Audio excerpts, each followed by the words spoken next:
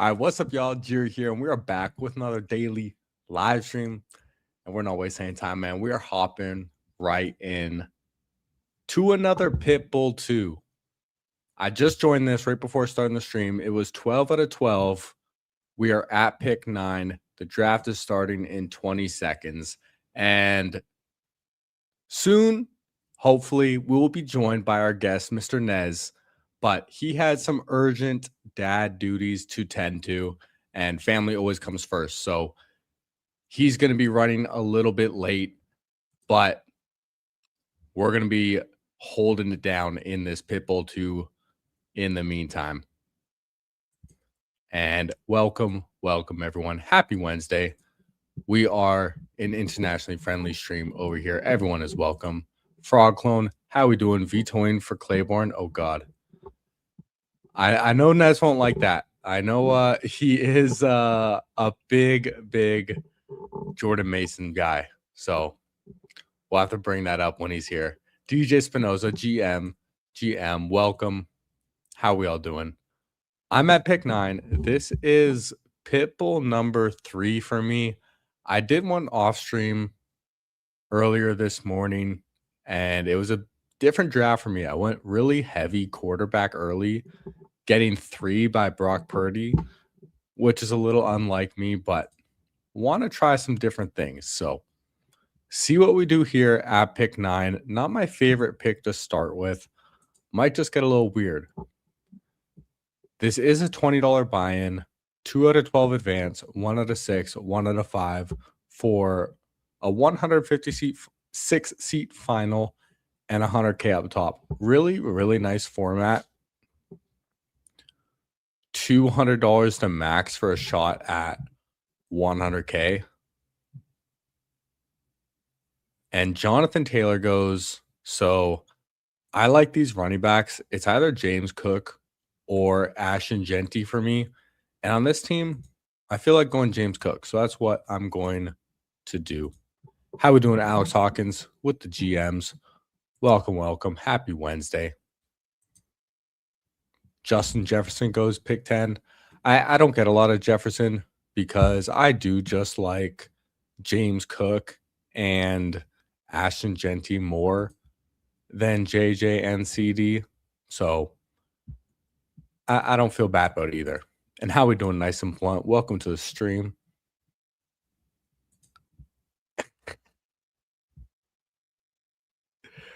Okay.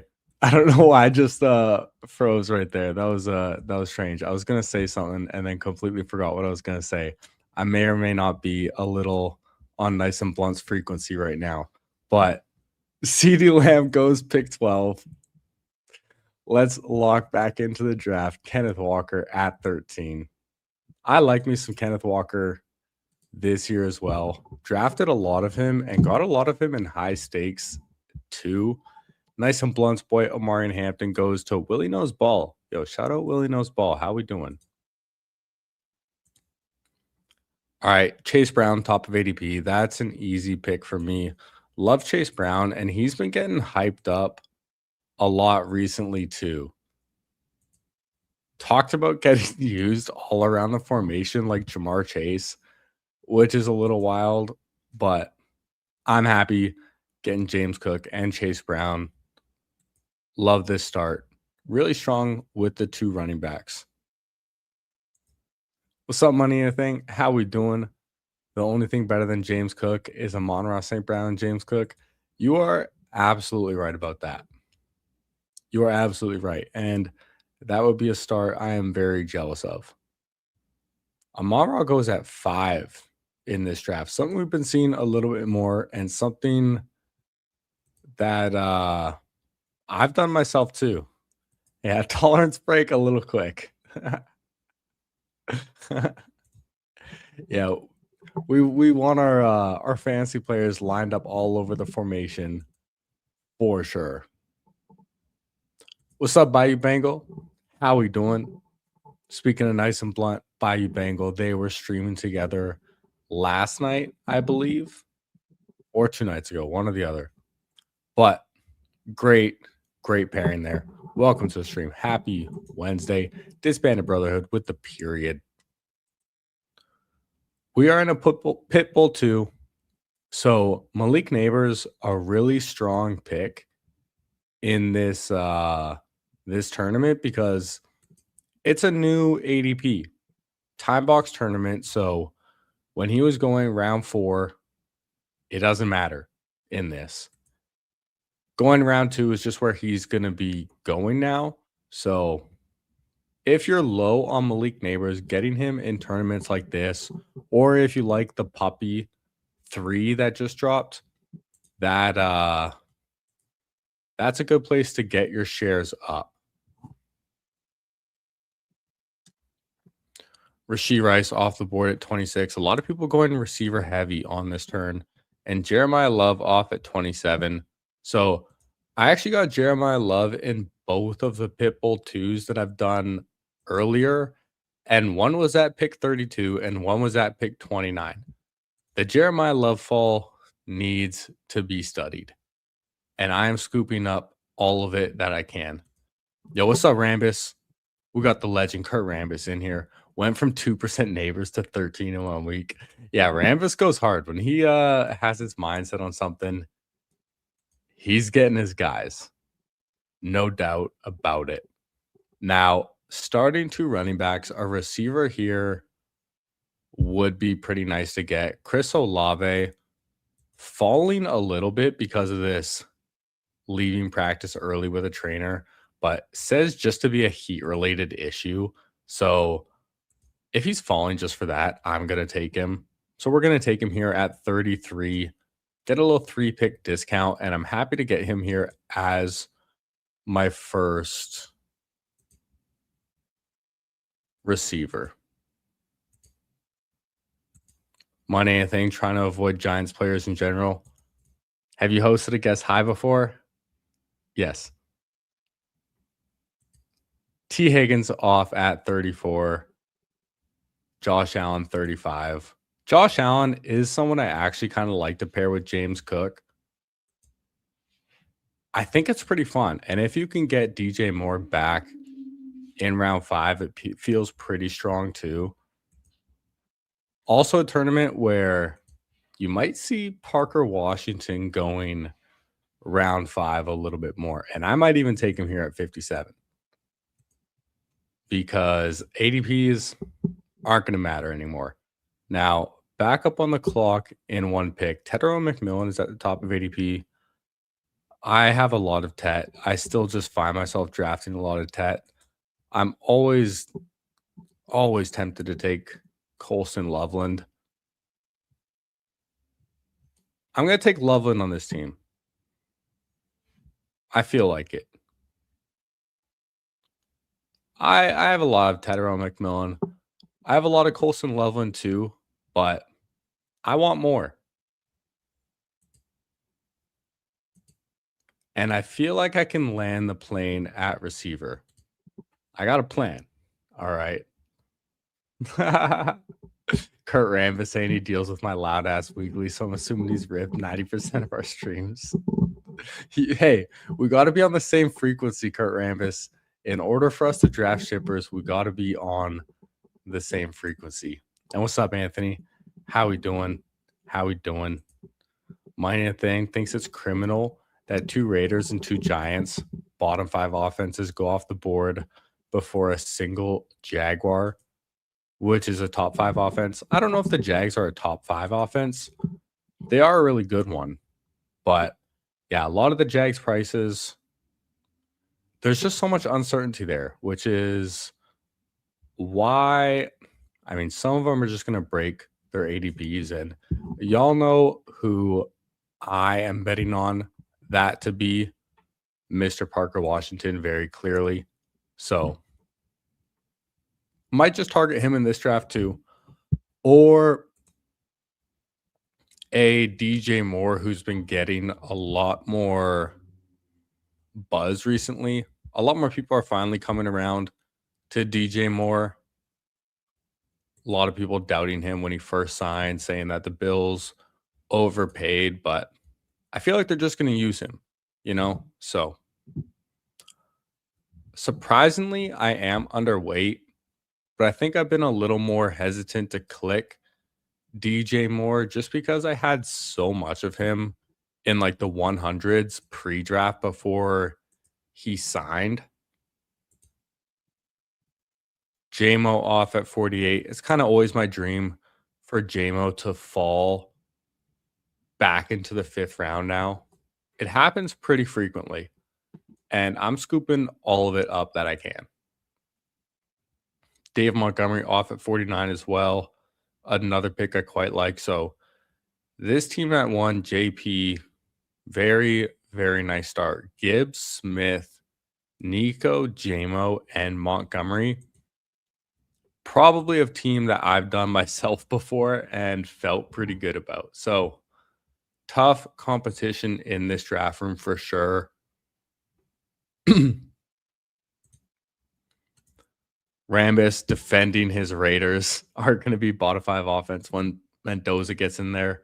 And yeah, Clint Kubiak is definitely a big upgrade. And Mendoza, number 1 overall pick, if he is the truth, then should be well improved. And they improved their offensive line, which is probably the most important thing for them. Now, 2 picks away in this draft, Travion Henderson and Bucky Irving are the 2 running backs still here. I'm really not interested in them. DJ Moore goes. So, I mean, honestly, for me, it's just Parker Washington. ADPs aren't going to matter in this contest. I don't mind just taking him here. He's not going to come back to me. Although Travion Henderson is still here.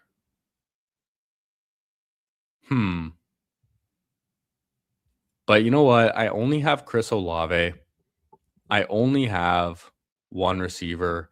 And Travion Henderson, I don't even feel that good about. I mean, saying I was talking with this with Huhames earlier about this, but Travion Henderson working on his pass blocking in the offseason and then gets told by his coaches that he needs to go work on his pass blocking.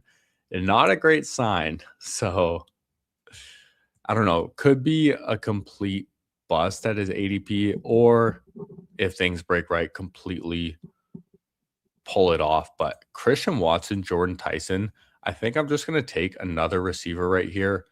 Christian Watson goes. Brian Thomas is staring at me too. Oh, wow. I could take double Saints or I could take double Jags. This is interesting.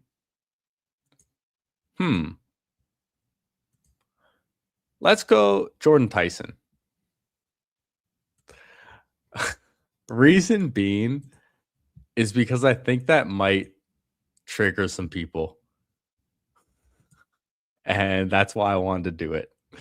Brian Thomas goes off the board right after. It was either double Saints receivers or double Jags.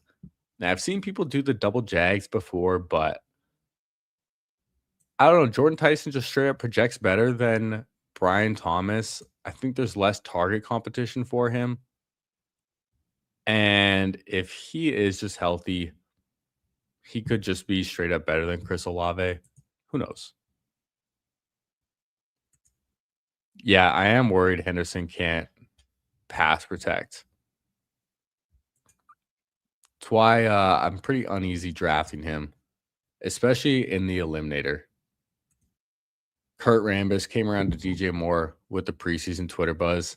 Yeah, Kurt, it was really funny when you said that you just got Twitter this year. So now you're staying like all tapped in and in tune with all the news and how that's helped your draft game. Hey, what's up, Danimal? Welcome. Happy Wednesday. Money thing, your last BBM was a hero wide receiver build with Loveland. You can make this work. You're triggered. Yeah, I knew someone was going to be triggered by passing on Brian Thomas, but I feel like you can make it work with Loveland. It's just really betting that Loveland is that good. Plus, I didn't even notice that Brock Bowers and Trey McBride went on the same team in this draft. I didn't even notice that. So that actually makes the Colston Loveland pick feel that much better.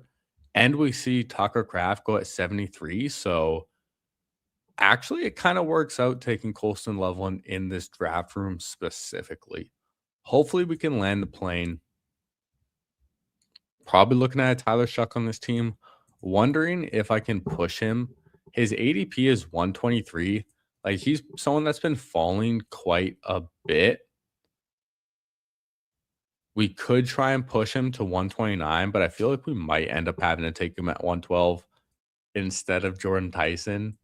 Then I wouldn't have to worry about Trevor getting sniped from me. So there's that. But oh well. Alec Pierce, Josh Downs. I'm a little hesitant to take these guys right now because I'm assuming Keenan Allen is going to sign there quite soon. But if they're just sitting at the top of ADP here, I think Josh Downs is just going to have to be the pick. Let's lock up our fourth receiver in Josh Downs. So, little recap, we have a 0-3-4-1 build. James Cook, Chase Brown, and Tony Pollard at running backs. Receivers, Chris Olave, Parker Washington, Jordan Tyson, Josh Downs. And then tight end, we have Colston Loveland.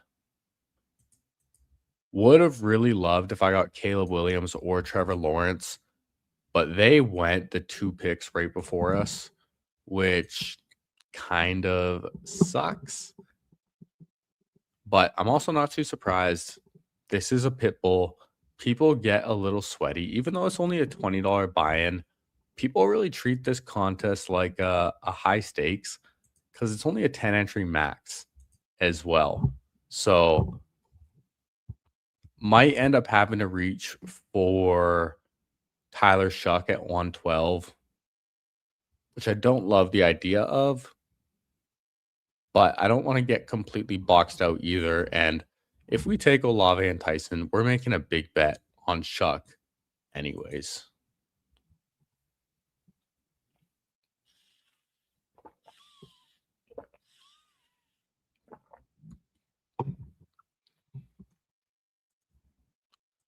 Yo, what's up, Hallie? Welcome. Happy Wednesday. And a little update for those of y'all who have just recently joined.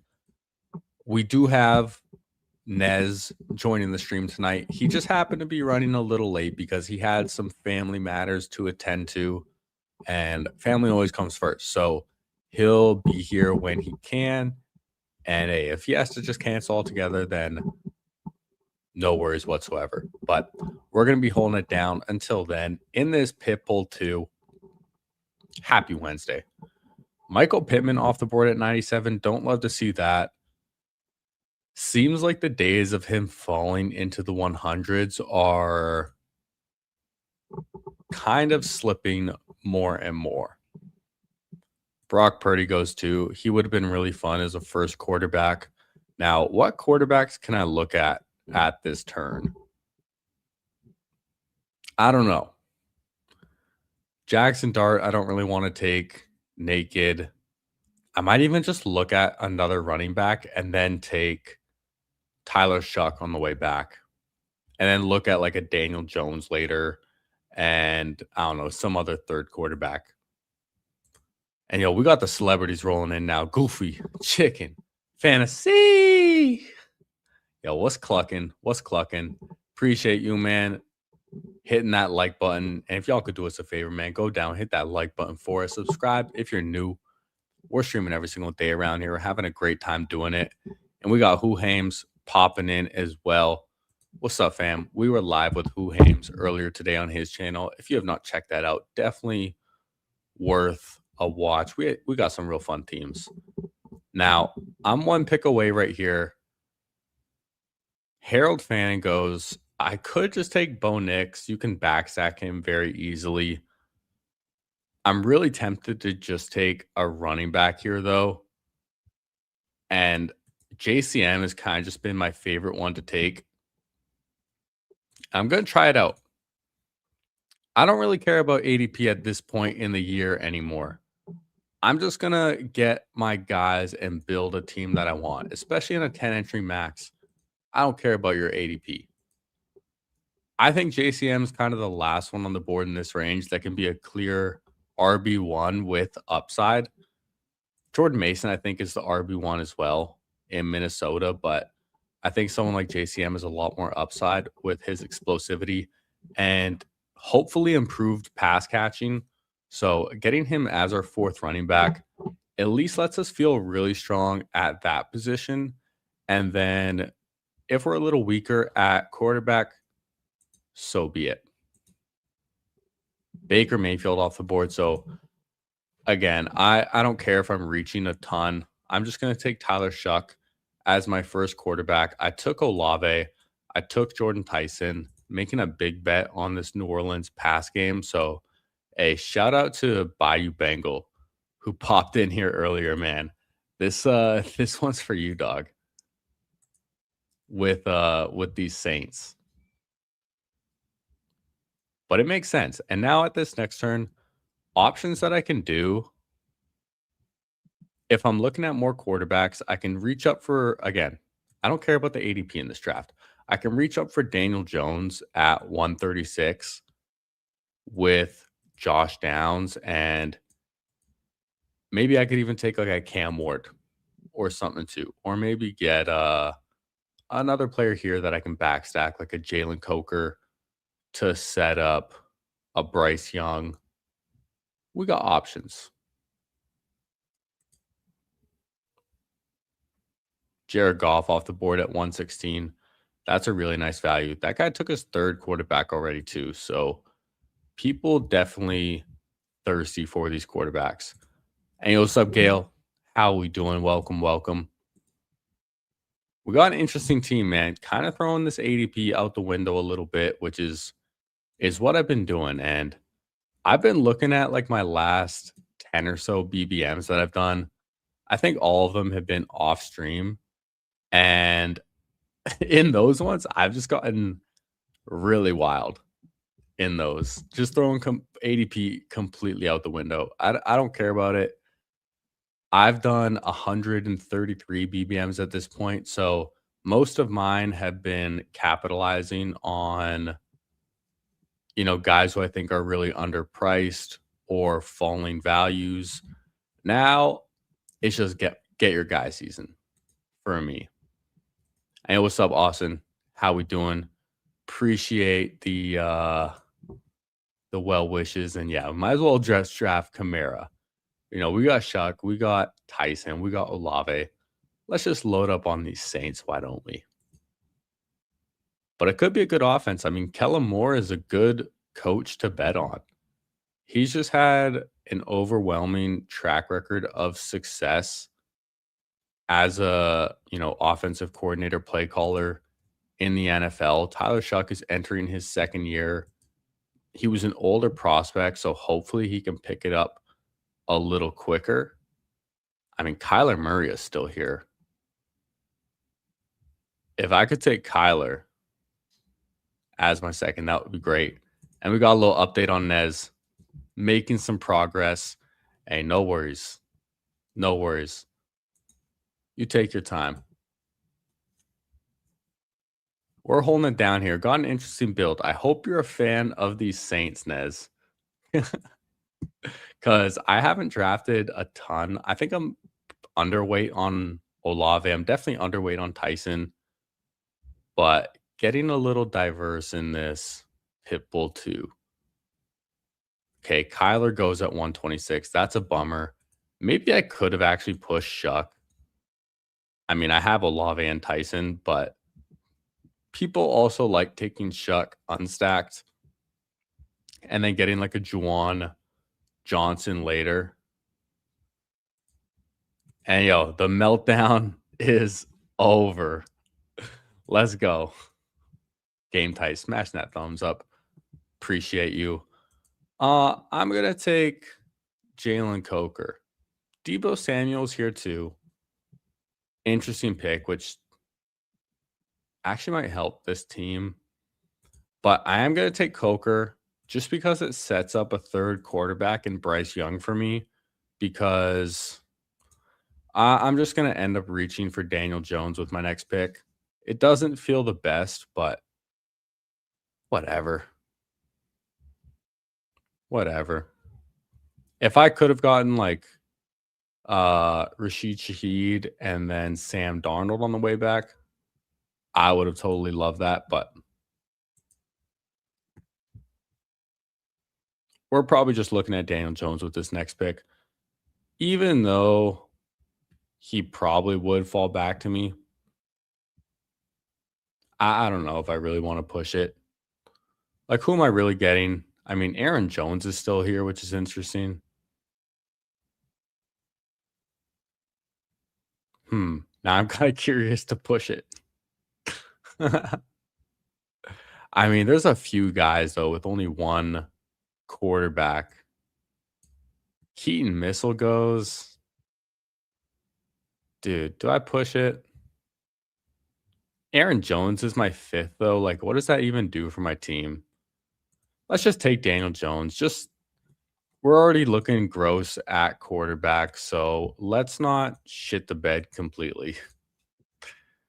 We're throwing ADP right away in this draft. Stribling off at 137, Aaron Jones 138. He's been falling slowly, but that's the first I've seen him go in a while. Game tight asking if another Pitbull is on deck. I might do another Pitbull. Pitbulls or eliminators. We'll see what NEZ wants to do. Dale? Talking like Juan Dale? Hallie asking, is there an offense that the majority of people seem to be all in on that you feel much less confident in? Probably the Giants. I mean, it's just kind of because I'm not so in on Scat. But then again, I take a lot of Tyrone Tracy. Let's take a look. I mean, a lot of people are really in on the Broncos and Waddle, but I'm not nearly as in on them as a lot of other people are. Waddle still scares me a little bit with some of his injury risks and history.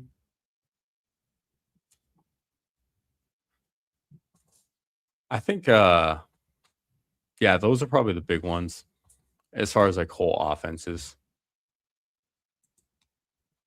Travis Hunter off at 143. Another really polarizing pick. Juwan Jennings got pulled up to 139. This is the guy who got Kyler Murray.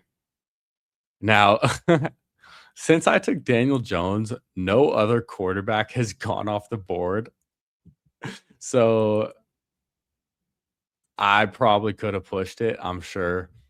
But whatever, man. Who are we really getting? Aaron Jones? Our guest Nez would not like that. Even though 138 is a pretty nice price for Aaron Jones. But as my fifth, like, really, what does that do for my team? I have James Cook, Chase Brown, Tony Pollard, and Ja'Cory Krosky-Merritt. I don't really see what Aaron Jones does. And if I can get Sam Darnold or CJ Stroud with this next pick, I will, because I can backstack both of them with a second tight end, and I only have Loveland.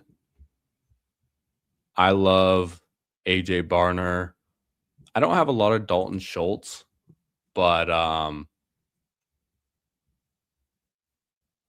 we could try and push for him. I wouldn't want to reach for Dalton Schultz, though. Denzel Boston goes. That's unfortunate. If Sam Darnold's here, or sorry, CJ Stroud's here, I'll take him. He has the same bye week as Tyler Shuck, but I don't really care.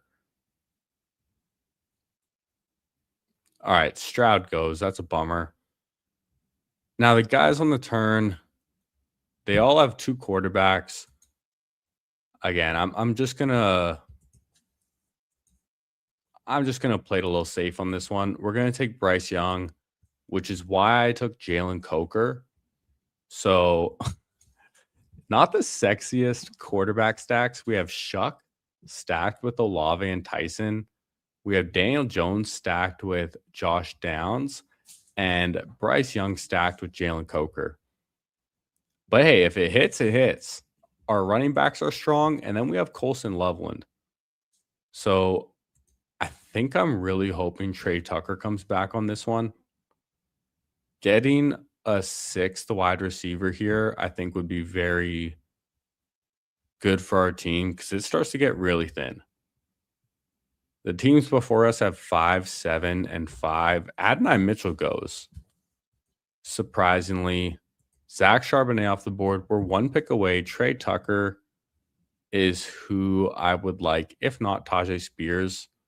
Jonah Coleman goes. So, yeah, Trey Tucker, come on down. Wide receiver 6 for our team. We're catching up a little bit. Receivers, we have Chris Olave, Parker Washington, Jordan Tyson, Josh Downs, Jalen Coker, and Trey Tucker. Colson Loveland at tight end, I still feel really strong about. Hallie saying the Giants are a tough offense to figure out. All the health news seems to be going in their favor. Then there's Matt Nagy, who's the biggest issue for that offense. Now he runs it. Yeah. The offseason, like, it's one thing, hearing all these things, but when the season actually starts, who knows, man? Who knows?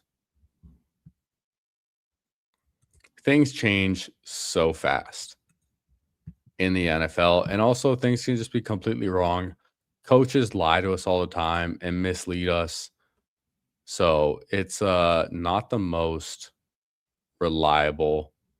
We can get really caught up in these off-season narratives, especially if they start to fit your bias. Like, I'm trying not to buy completely into all this Parker Washington hype because I've been in on Parker Washington since January.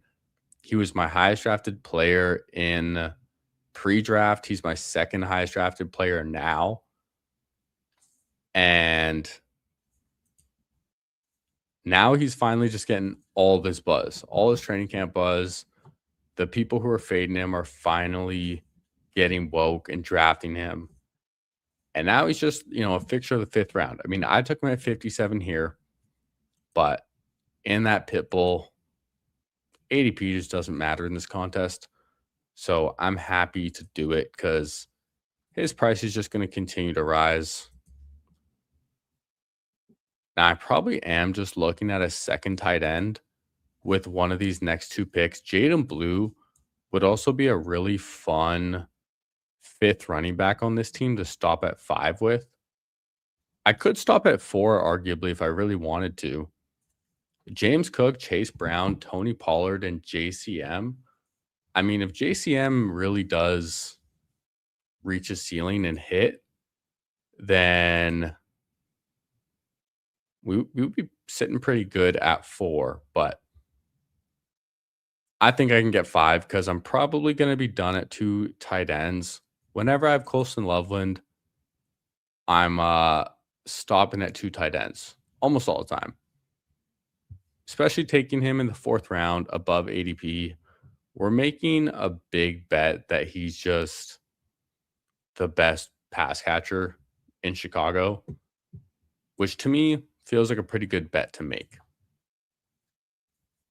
Antonio Williams off the board at 172. That's interesting considering the Stephon Diggs signing recently. I expect him to fall to like round 17, 18. He was going there when these contests first opened. I have some shares there. Haven't really been drafting him since he's risen to this like 170 range. AJ Barner off the board. I think I'm going to take my running back first. Jaden Blue or Brian Robinson.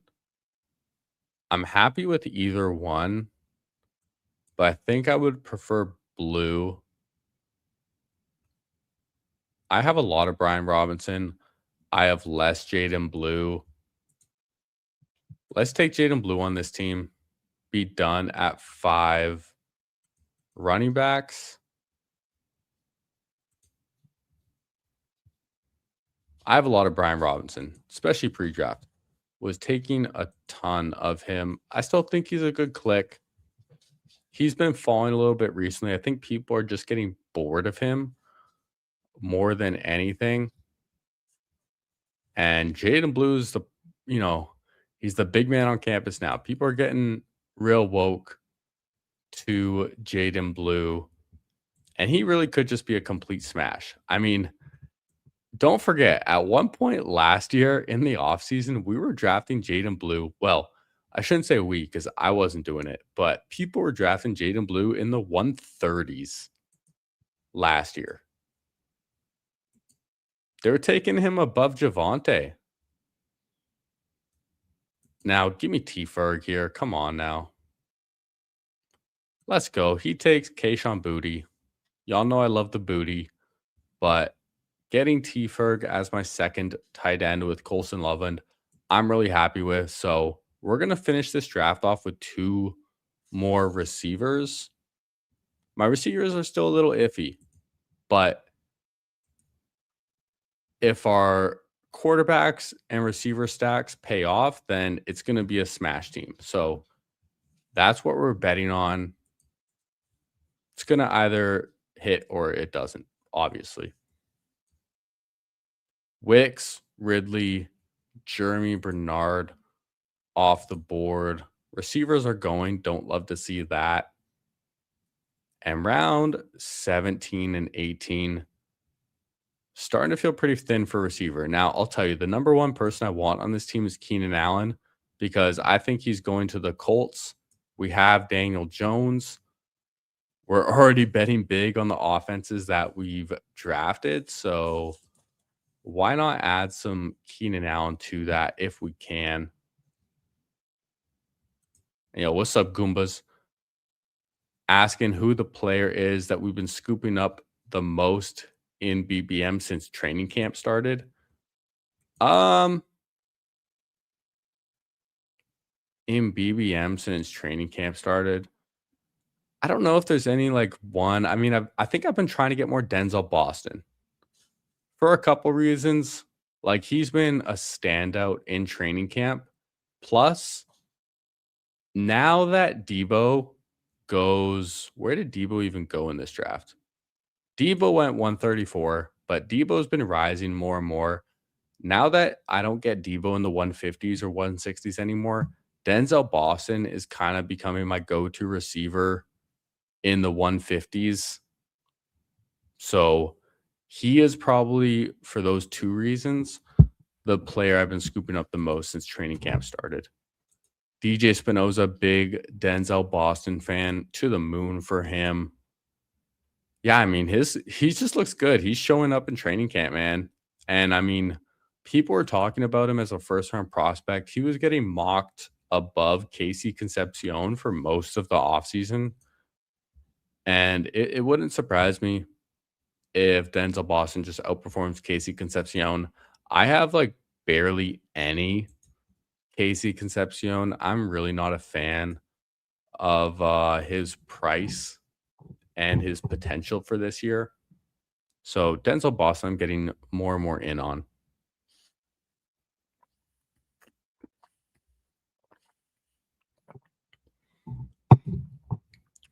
All right, Pat Frymuth off the board. Troy Franklin. Huhame's got bags of Boston as well. Yeah, he's becoming very popular. Fernando Mendoza is still here at pick 200. I already have 3 quarterbacks, so I'm not interested in a 4th, even though I have Trey Tucker. Keenan Allen's still here. We're going to take Keenan Allen. He's on the thumbnail as well. In honor of our boy Nez, who is running a little late, we'll take Keenan Allen because I think he would very much approve of that pick. Now, with this next pick, I'm kind of tempted to take some Caleb Douglas, not going to lie. I'm a little tempted. Been getting a little buzz in training camp. I don't have a share of him myself this year. I did take him with Chad Candles when I streamed with Chad Monday morning. And, if you guys have not checked out that stream, by the way, that I did with Chad, it was a ton of fun. We streamed this past Monday morning. I woke up at like 5 a.m. Pacific just to stream with my boy Chad. And it was a ton of fun. Could also look at Rashad Bateman. He's just been an easy click to make here too. Tyquan Thornton is an option. Xavier Legette I could take, actually, with the Carolina. I'm actually kind of tempted to take Xavier Legette. Am I Am I lighting this $20 on fire if I take Xavier Legette? I'm I'm kind of, you know what? I'm actually going to take Xavier Legette, and here's why. Because now I have Tyler Shuck double stacked with Chris Olave and Jordan Tyson. I have Daniel Jones double stacked with Josh Downs and hypothetically Keenan Allen. And now I have Bryce Young double stacked with Jalen Coker and Xavier Legette. So I have a lot of Tedero and McMillan. So if Tedero McMillan doesn't work out, or if he happens to get hurt, then this team is going to smash Xavier Legette. Why not get my first share in a pit bull? I think it makes sense on this team, man. We are definitely buying into these questionable offenses, but if they work out, then this team is going to look pretty good. And Money, I think, is not a fan of Bateman. Interesting. Wonder if you really like some of those rookies there. I've been clicking some Rashad Bateman. I think if he can stay healthy, he'll be a fine pick. But let's recap this team. This was a Pitbull 2. And it's interesting, but it can work out. All right. It can work. We reached on a lot of picks, but again, I don't care. At this point in the offseason, I don't care about ADP. We have Tyler Shuck, Daniel Jones, and Bryce Young at quarterback. Running backs, we have James Cook, Chase Brown, Tony Pollard, JCM, and Jaden Blue. Really love the 5 running backs that I got. Receivers, we have Chris Olave, Parker Washington, Jordan Tyson, Josh Downs, Jalen Coker, Trey Tucker, Keenan Allen, and Xavier Legette. It's interesting, but we have all of our quarterbacks double stacked with our receivers. So we're making very big condensed bets on the Saints, Colts, and Panthers passing offense, which, I mean, they can't all work out. You know, there is upside in all of those places. And then we have Parker Washington and Trey Tucker, who I like both of them a lot. And also Colson Loveland and Terrence Ferguson at tight end. Really like both these players. Colson Loveland, one of my favorite clicks in the 4th round. And then Terrence Ferguson, big upside at the end of the draft as well. So it's an interesting team. It's thin. It's a little ugly, but you can tell yourself a story around it, and that's what I'm going for. So what do you say we hop in an eliminator now? I'm still trying to get my eliminator drafts up. I want to do all of these in fast drafts. I did enter one slow, which I am on the clock for. Let's make this pick in the slow draft while we wait for this next eliminator to fill. I started it with Bijan, Neighbors, and then Flowers. I remember I felt like getting weird and pulling up Flowers on this team. So should I just take Lamar as well? Probably. Tedero McMillan's still here too. A lot of receivers are here, which are really nice, which makes it tough to take Lamar because I kind of really want 2 of these receivers. I think I am just going to take the falling Tet on this one first. And then I'm probably going to take one more receiver at the turn. What I've been doing when I pull up Malik Neighbors, what I like to do is, we got the 101. Let's go.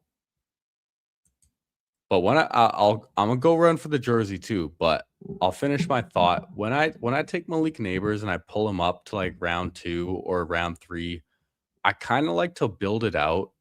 If I have a hero running back, to just get a bunch of receivers, because then you're really just making the bet that any of the receivers you take outperform those other ones in higher rounds on a given week.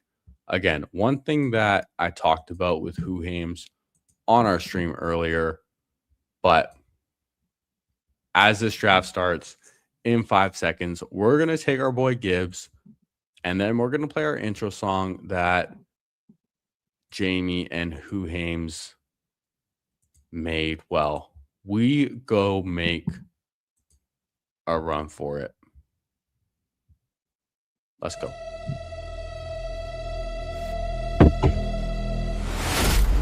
Get ready! It's time for Jerry Football! Let's go! You don't want to miss out!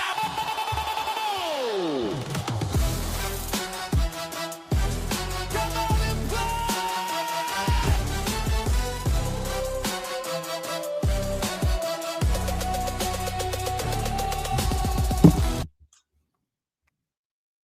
Let's go. No better way to start than with Jahmyr Gibbs.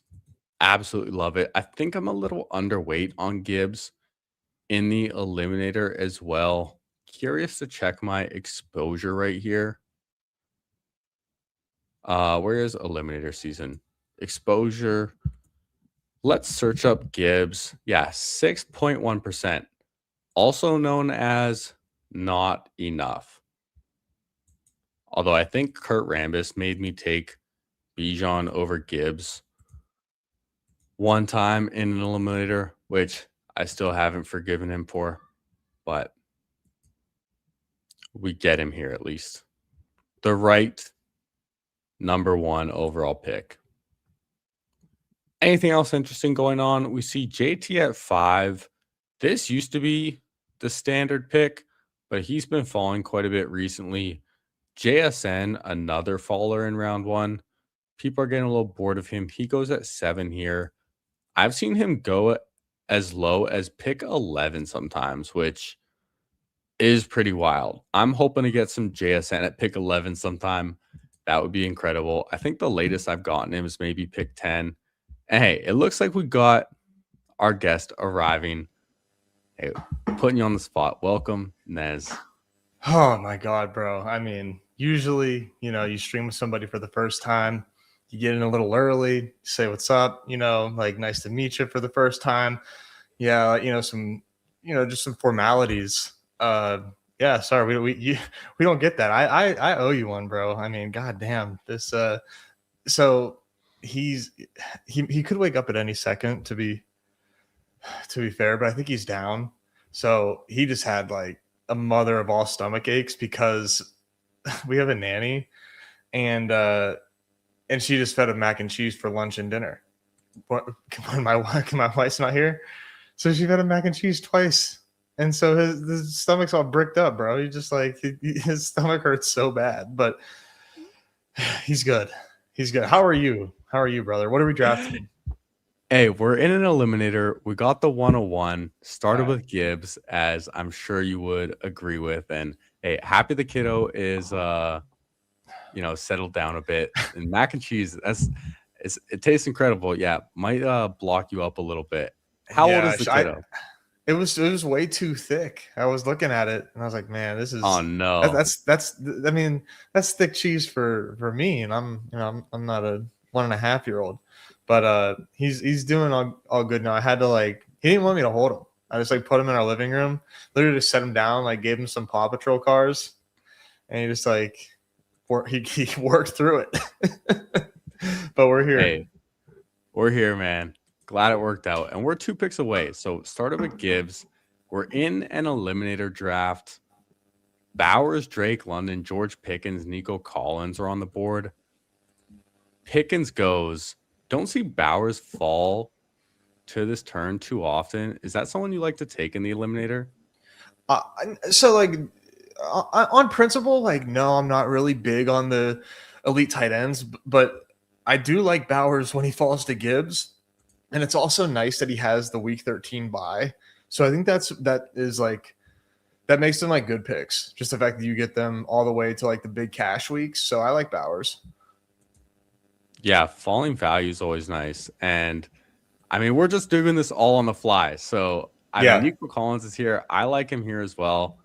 Do you like grabbing? I'm good with Nico. I kind of like doing a little bit of a balanced thing because yeah, once these next like 4, 6 rounds here, we'll probably grab like 4 more running backs, I would imagine, and just like take the detours where we can, and eat the vegetables on the wrap. But it is nice to kind of have like a balanced eliminator build. This is sort of like how I like to start a lot of mine. Yeah, I do too, except minus the Bowers. I don't get too much of him, but like we said, when he falls to 24 with Gibbs, just getting that unique combo, the late round buy, and it just feels nice. Now, I've warmed up to him quite a bit, Bowers in the eliminator. oh yeah, A little bit, yeah. Just like the bye week, you know what I mean? Like I'm like, man, it's just such an elite bye week for a guy that can just be hitting your lineup like every week. it is, and there's not as many week 13s as well. I think I just find myself drafting so much Colston Loveland in round 5 that I just Oh use man, direction. dude, if he falls to 5, we could do it.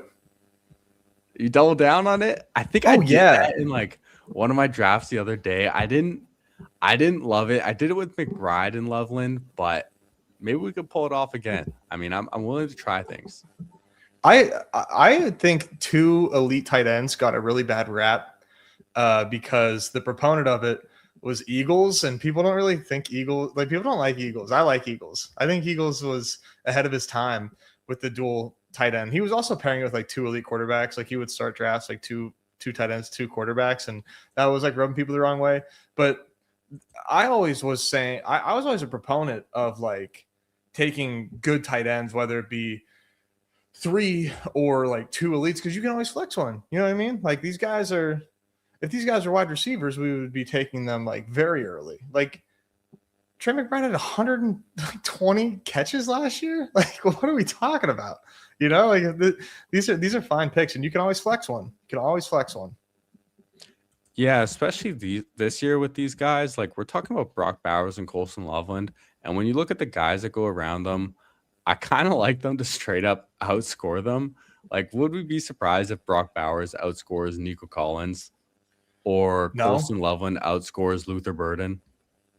No, not at all, man. Like the tight end eligibility is it's a curse on their value, because you only have to start one, so like you can, and there's a lot of good ones too, you know what I mean? So like it's easy to kind of backfill. That's why there's like literally no bad tight end strategy. Yeah, you're right about that. It kind of feels like whatever you do with tight end, it feels pretty good, even if you wait till like your last 3 or 4 picks. Now, have you done the double tap Bowers and McBride? Have I you did gotten it around in a to that? slow.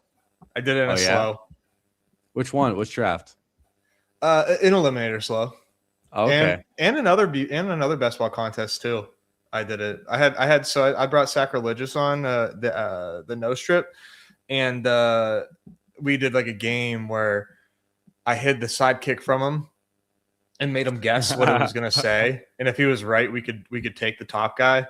And dude, he was like spot on. I should have just like made us go off the sidekick, and we actually got suggested a double tight end team, and I was like kind of excited, and it turned out pretty sick. So.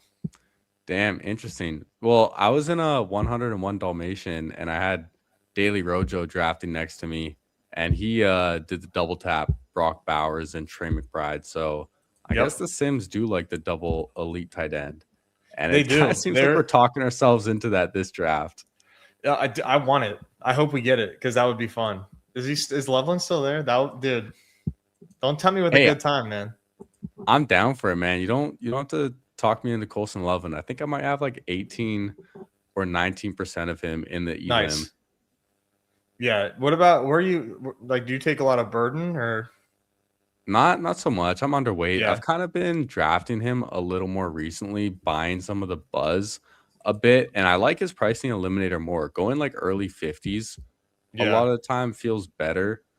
But yeah, I've taken some shares in BBM because I feel like he really could just be a second round pick next year.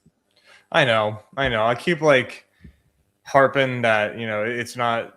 I can't get there with the projection. Like it can't make it work. But like, I don't know. He could ascend. They love him. 2nd-year receiver. DJ Moore gone for whatever it's worth. All right. Well, All let's right, talk about Loveland, the we're second doing pick. it. Yeah, we'll take our time. So Judkins is a running back here. Kind of seems like the last good one available. Yeah. Or a lot of these receivers feel really nice too.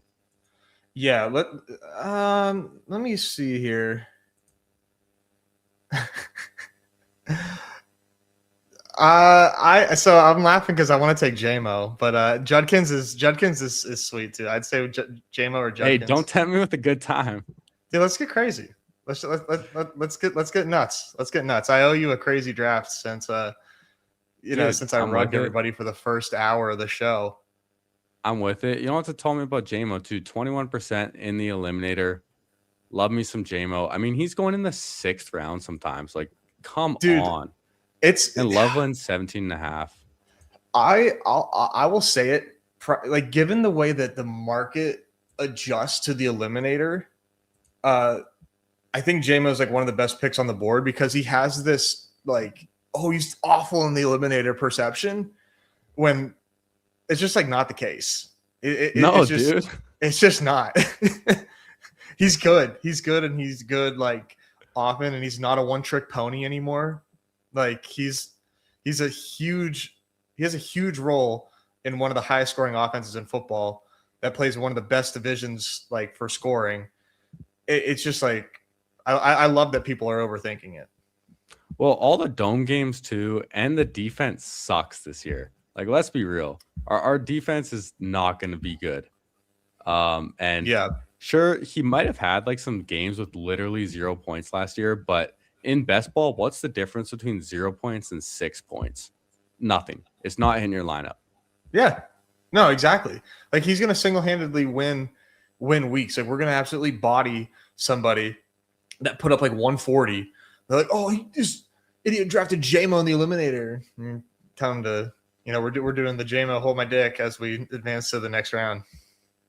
Yeah. Now, I mean, we took him here with Gibbs. Do you take him with St. Brown when he falls to the 5th? Ooh, I don't know that I've double tapped that yet. I've done it probably more times than I should have. I can't resist.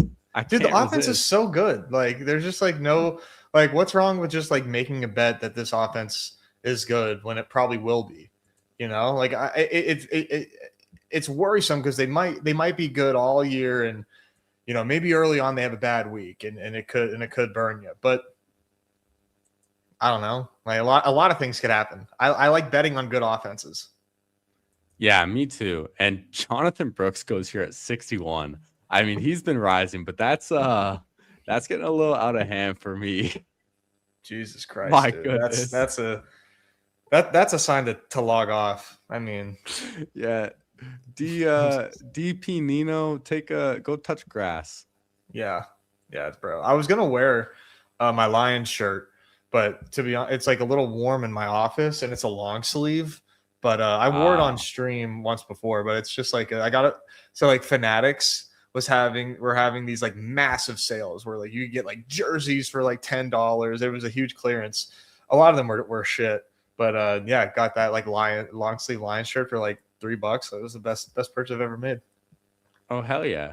Are you a Lions fan, or who's your team? I am, but like no, like not like I'm not trying to be like stolen valor, but I've liked the Lions for like the last like 4 years. Just been a fan of the team, mostly because of JMO. Like I just love JMO, and ever since he came into the like ever since he was in Alabama, I was like, dude, this guy's the truth. And so I wanted to follow him like everywhere he went. So like been a fan of the Lions, always like took him in playoff best ball. I like them. I wouldn't say I'm like a fan. You know what I mean? Like I don't feel the heartbreak that fans feel when they lose, but I like them. I've liked them for a while. I do too. And we're back up on the clock here.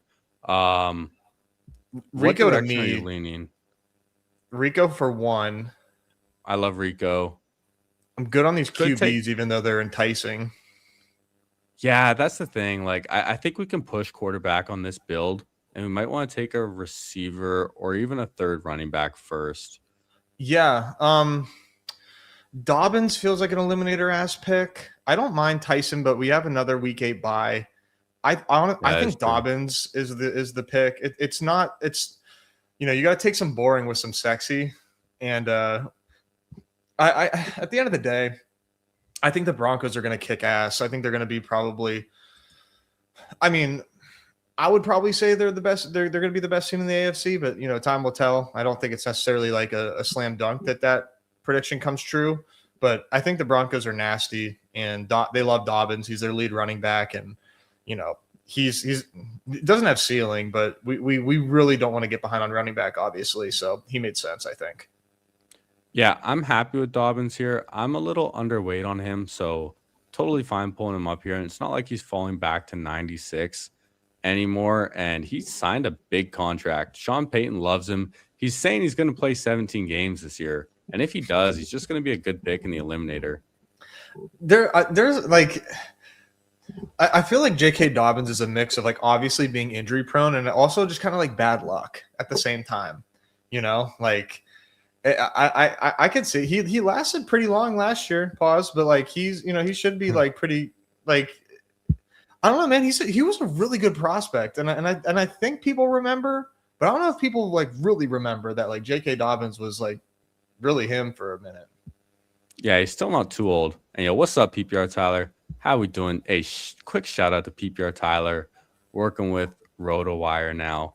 Huge opportunity and well deserved for someone who's been working real hard. And congratulations on everything you did in the tout competition as well.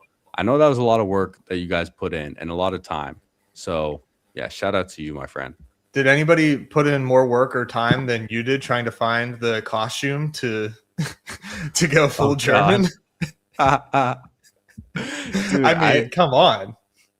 I mean, honestly, I wasn't even expecting to like Pete to have this like next thing where he took people after the Pat Mayo thing, but I woke up to an email saying, 2 days from now we got this thing where you're going to talk about a player, whatever. And so the first thing that popped in my mind was like, oh, dude, I just lean into the German thing and buy a costume. So I went on Amazon. I signed up for Prime so I could get it in 2 days. It came the morning that we did that video and just rolled with it, man. I like to have fun. I love it, man. I love it. I mean, he was like very encouraging of like leaning into being a character early on, like he really wanted to have some characters early on. So I think you kind of hit that role nicely. I can't remember who your player was. Oh, dude, it was Kate Otten. Oh, yeah, that's a good one to do like a bull and a bear. Well, we didn't know we were doing a bear case, but right. He was like, who's the best player on the board right now? And I mean, instinctively, my mind says Gibbs, but that's just so boring. Like, who wants to do that? So I actually just went to my exposures at the time, and it was still pretty early into the post-draft drafts. And Kate Otten was my highest drafted tight end, pretty much just because he's like a safe player at that point. Yeah. And so I'm like, well, if I'm drafting this guy a lot, I should probably be able to come up with a reason why. So that's why I chose him. Yeah. Well, I was just saying, like, I feel like you lucked out with like the twist. You're like, oh, well, yeah, all right, he's a jag tight end. You know what I mean? But no. I think that the case is strong. He's always like my break glass tight end too. I've been drafting him a lot lately. Yeah, and I mean, the next challenge was the duo challenge. Definitely wish that went a little differently, but hey, we can't control everything. And what happens? Was he talking about your partner happens. Or just the way that it went?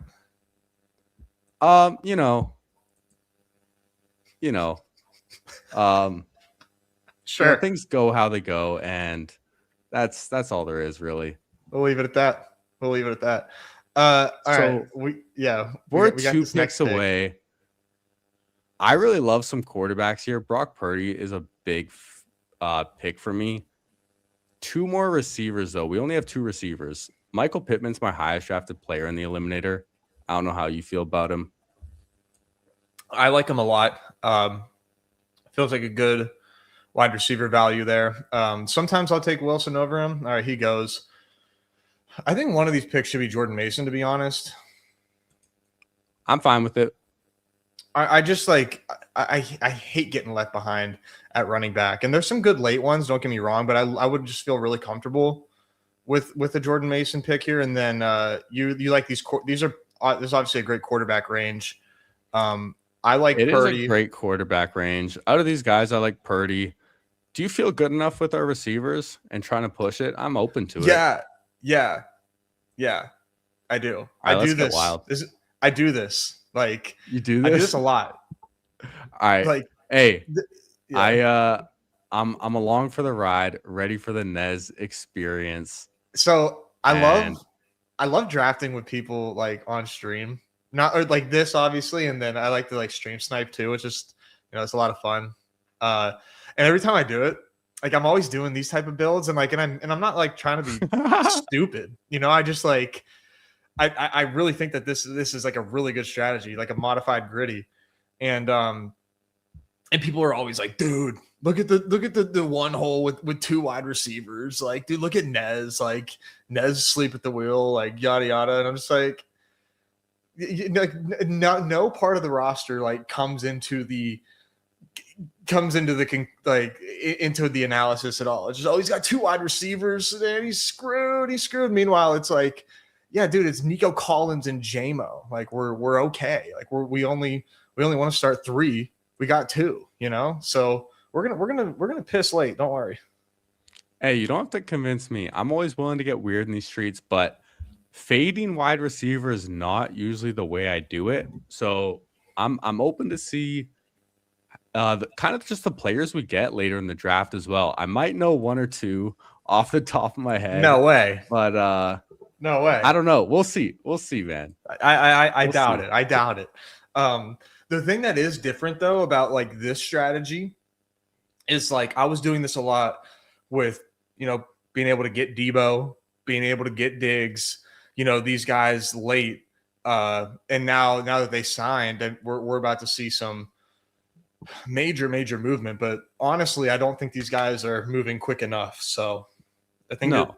they're still pretty good picks. No. Yeah, I've been buying some of the older veterans that have been unsigned quite a bit, especially in the eliminator, because I think they're just better picks in the eliminator in general too. And they were actually even cheaper in this contest before getting signed. Like the amount of Debo that I have in the 170s is incredible. That's ridiculous. Yeah, I think I had 30% at the time of him signing. So very happy about that. Yeah, well done. Well done there. Best ball and calls calling out the cats. They're slacking today. Yeah, it's probably because I fed them just before the stream, so they're chilling right now. But one thing I was gonna mention, I mean, you said your love for JMO. I don't know if you know, but I named one of my cats after Jameson Williams. I'm in these streams, man, but I don't think I knew that. Yeah, his name is No Prob Waymo. Full government name. Yeah. No problem. I had to give him a little play on words in there too. And I would have that's awesome. That you just inspired me to name the cat that I'll probably never have because my wife doesn't like them. But I love cats. I'd probably name mine like Big SG JMO, go with the Instagram handle. That's awesome. Full name. That'd be awesome, man. It's so fun when you take them to the vet for the first time too. Or yeah, tell This them is their no name. prob Waymo. Yeah. And then you have to explain it too. And then older people have no idea what you're talking about. But my other cat, his name is East Van Dan. I named him after Dan Campbell. After we make these picks, I'm like not. I mean, I'm not trying to play host, but like I don't know. I don't know that I know the origin story about your Lions fandom. So No, man, we'll get into it. A lot of people are confused because I'm from Vancouver, Canada, Right. which has no affiliation with Detroit whatsoever. Famously. Now, we're 2 picks away right now. Kyler goes. That probably would have been a really nice pick. Tyler Shuck has the same bye week as Purdy. Don't love that. No. Dobbs here's a nice pick. Khalil Shakir is an eliminator ass pick. We could just double up on receiver here. Yeah, I mean, I'm trying to not make us take Chris Rodriguez, but You want to take Chris Rodriguez? Let's do Dubs and then okay, let's do it. Let's do it. Whatever. Do what you want to do. I Want fucking C-Rod? love Chris Rodriguez. And then yeah, so do you like Dubs more than Debo? Not necessarily. I mean, Do you like Diggs him is more? still Well, here who do you too. like Do you more, want Debo or Diggs? Diggs? I kind of like Debo more, to be honest. No, I do. For the bye week, though, I would go Diggs. Okay. We'll shuffle them. Okay, we went with Diggs. I just looked last second. It's only because we have 3 wide receivers. Like getting our third with a different bye week, I think makes a little more sense. But yeah, I love Debo for sure. Yeah, I love Debo. I think Diggs was the good call with the bye weeks. I mean, I like Debo more than Diggs as far as like touchdown equity goes, but Diggs probably better chance of like having like a pretty sick target share. I think Diggs will have a better target share than Dubs will in that offense. I just think he's a DJ better. Spinoza likes Dobbs. Who hams Dobbs is one spot ahead of Debo. Yeah, on this, I don't mind leaning into the veteran as our third specifically, just given that little bit of context right there. You asked about my Lions fandom origin story, but before I get distracted, I'll give you the little rundown. So yeah, I'm from Vancouver, Canada, no affiliation with Detroit whatsoever. Started like really getting into football as like an early teenager. I'm 28 now. And then when I started playing football, I really liked watching Calvin Johnson. And when I was watching football, for whatever reason, a lot of Lions games played on cable TV. I think because we had like the Fox Detroit news channel or whatever. And so we would get some Lions games. And even though they sucked, I really enjoyed watching them play because they were always entertaining. And then when I used to play Madden, I liked playing like franchise mode with the Lions because I like the uniforms. I like the blue color and everything like that. And they had some fun players on their team too at the time. Yeah. So when you were playing, who was their running back? Was it like Theo Riddick or who would have like been? Yeah, it was something around there. It might have even been like Javid Best. Yeah, somewhere around there. Back in the I would say 2013, 2014 is when I was really getting into it. Okay, that was I'm trying to think who that. Maybe even like some Reggie Bush.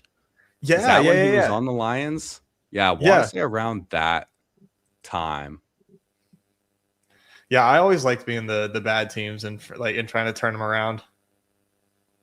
Yeah, for sure. It was a ton of fun. I'm curious to know because we didn't get any chance like before Jamal Williams, absolute legend. We didn't get any chance before the stream to like, chop it up. I know. Get to know each other a little bit, but we're at pick 1, so it kind of gives us a little bit of a chance now. But I'm curious to know your some of your backstory a little bit and how long you've been in this fantasy football game, making content and drafting teams for. Yeah, I've been playing fantasy or just gambling even. I mean, I was doing I started off doing like pick'em polls where like you would pick who wins each game and like throw a confidence number between like 1 through 16, 1 through 14, depending on how many teams were on bye. And I was doing that in like middle school with my dad and like won his like work league like twice in 1 year. And I was like, dude, like I'm hell yeah, like, let's go. Like I was feeling great about that. And then I would play in his like work fantasy leagues. He did these weird like salary leagues where like you build almost like a DFS lineup, like a DraftKings lineup, and then that's your team all season, and you get like 3 trades and then 1 each week after that. So that was like a cool thing. Like you could get like CLV on your guys, and if you hit on the ultimate value guy, like you're just cruising. So that was like a weird format. Just playing weird formats with my dad basically up until like college, where I started dabbling in on DK a little bit, and then just really like the draft. Like I was doing mock drafts in like 2017 on Yahoo. Like I was doing like 10 a day. Let's make this pick. Yeah, CJ Stroud stacks with Nico. We don't need stacks though, and he does have the same bye week as Purdy. We can take Cam Ward if we want a quarterback. Let's do Cam Ward first. Did Boston Tajay go? Spears. No, we don't need running back. Boston. It looks like. Oh no, he's still here. I don't know. Dude, Boston Denzel Boston. I know you've been. Boston's I heard you talking about him. Boston is like the truth. I am so convinced. Hey, I'm cool with it. I don't mind getting weird in these streets. Like I've been saying, for the rest of the time that we can draft in the off season, I don't really care about ADP. I've been drafting since January. That's a long time. I've got some great CLV teams. I've got, a ton of value all over. I'm down to get weird in these streets at this point, This So is pulling up these are Denzel those like Boston. yeah, these are the ranges that like I think it was like Karain that like would call these like like $2, $1 auction players where they all have the same value. These are all very similar draft capital picks at this point in the draft. And Boston is ascending so fast right now. Like he's going to, I think, rise at like a whiplash speed, but hopefully the fact that he's a Cleveland Brown keeps him down a little bit. But I mean, he's the best. He's like looking like the best wide receiver in camp right now. And I mean, listen, I've been wrong on like film before, but God, man, he looks like the truth. I think I comped him. He gave me like sort of like Drake London light vibes, where you just like could do a little bit of everything. And I was really impressed with his yak ability. Really impressed with his route running. His like point of catch. Like he just kind of looks like the complete package. And I don't know that. I definitely don't feel that way about every wide receiver prospect that I watch. Like watch Stribling, and I didn't see Stribling really do anything other than like catch some long balls here and there. Yeah, I don't watch college ball. I don't know too much about prospects or anything. I wasn't too in on Denzel Boston pre-draft much. And before a couple of weeks ago, I didn't have much of him because I was always drafting Debo above him. But now that Debo is rising so much, Denzel Boston's just becoming my go-to click. And one thing I remember from like the combine process is hearing how well he interviewed and how professional he was. And I think that goes a long way with coaches and how you fit in on a team. So that is always going to make me more bullish on a player. Whereas Casey Concepcion, I heard a few issues about. So interesting. I didn't know that Boston interviewed well. I love that. Love that. No, that's good to hear. I didn't know KC didn't interview well either. I like Boston more than Concepcion, man. I think he's got the higher ceiling of the two, like pretty comfortably. Yeah, I've been pretty out on KC Concepcion. Do I even have any in the eliminator? Hell yeah. No. Hell yeah. And then let me look at my other drafts. I've done 410 drafts. Let's go. Putting in work. I have 1.2% Casey Concepcion. Yeah. I don't take him either. Yeah, not so much. Not my favorite guy to take. There's just a lot of guys I like more. Like Rashid Shaheed's my highest drafted player, and I like him straight up more. Mm-hmm. Yeah, I love the Shaheed call. He's got like, I mean, I think we both really like Sam Darnold. Just if everything comes together for Shaheed, he's gonna absolutely smash because he's like tailor made for Sam Darnold. Like Sam Darnold can just like give it to him on a dot downfield if he wants. Yeah, Sam Darnold had 4,000 yards in the last 2 seasons in 2 different offenses. Like, yeah, you're losing Clint Kubiak, but Darnold's a professional at this point. Like, he's legit. He's proven himself. The new OC is from a Shanahan tree as well. So, like, there doesn't you go. even matter. Back up on the clock. We have 2 quarterbacks. We definitely need receivers. Where are you looking? AD Mitchell, question mark? Could take 80 and Geno if you want to. Yeah, I'm cool with it. I definitely like AD. Let's any other receivers, or is like Jaden Blue, if that interests you, if you want to do 6. I know we've got 5 right now. I would probably be done at 5 running backs. Right. I'm happy with Flournoy? another receiver here though. Yeah, I like Flournoy. Let's take a shot on him. He's got the week 14 bye. They're saying he's doing well at camp, so that's good. I just didn't know if he like had that role on lock. And Yeah, somebody said that he like unlocks the whole offense today. Like, Jesus Christ, this is such peak training camp. But week 14 bye, we need wide receivers, good offense. He makes sense there. Like I said, we gotta stockpile wide receivers here. Yeah, absolutely. And just getting a piece of the Dallas offense is always pretty nice.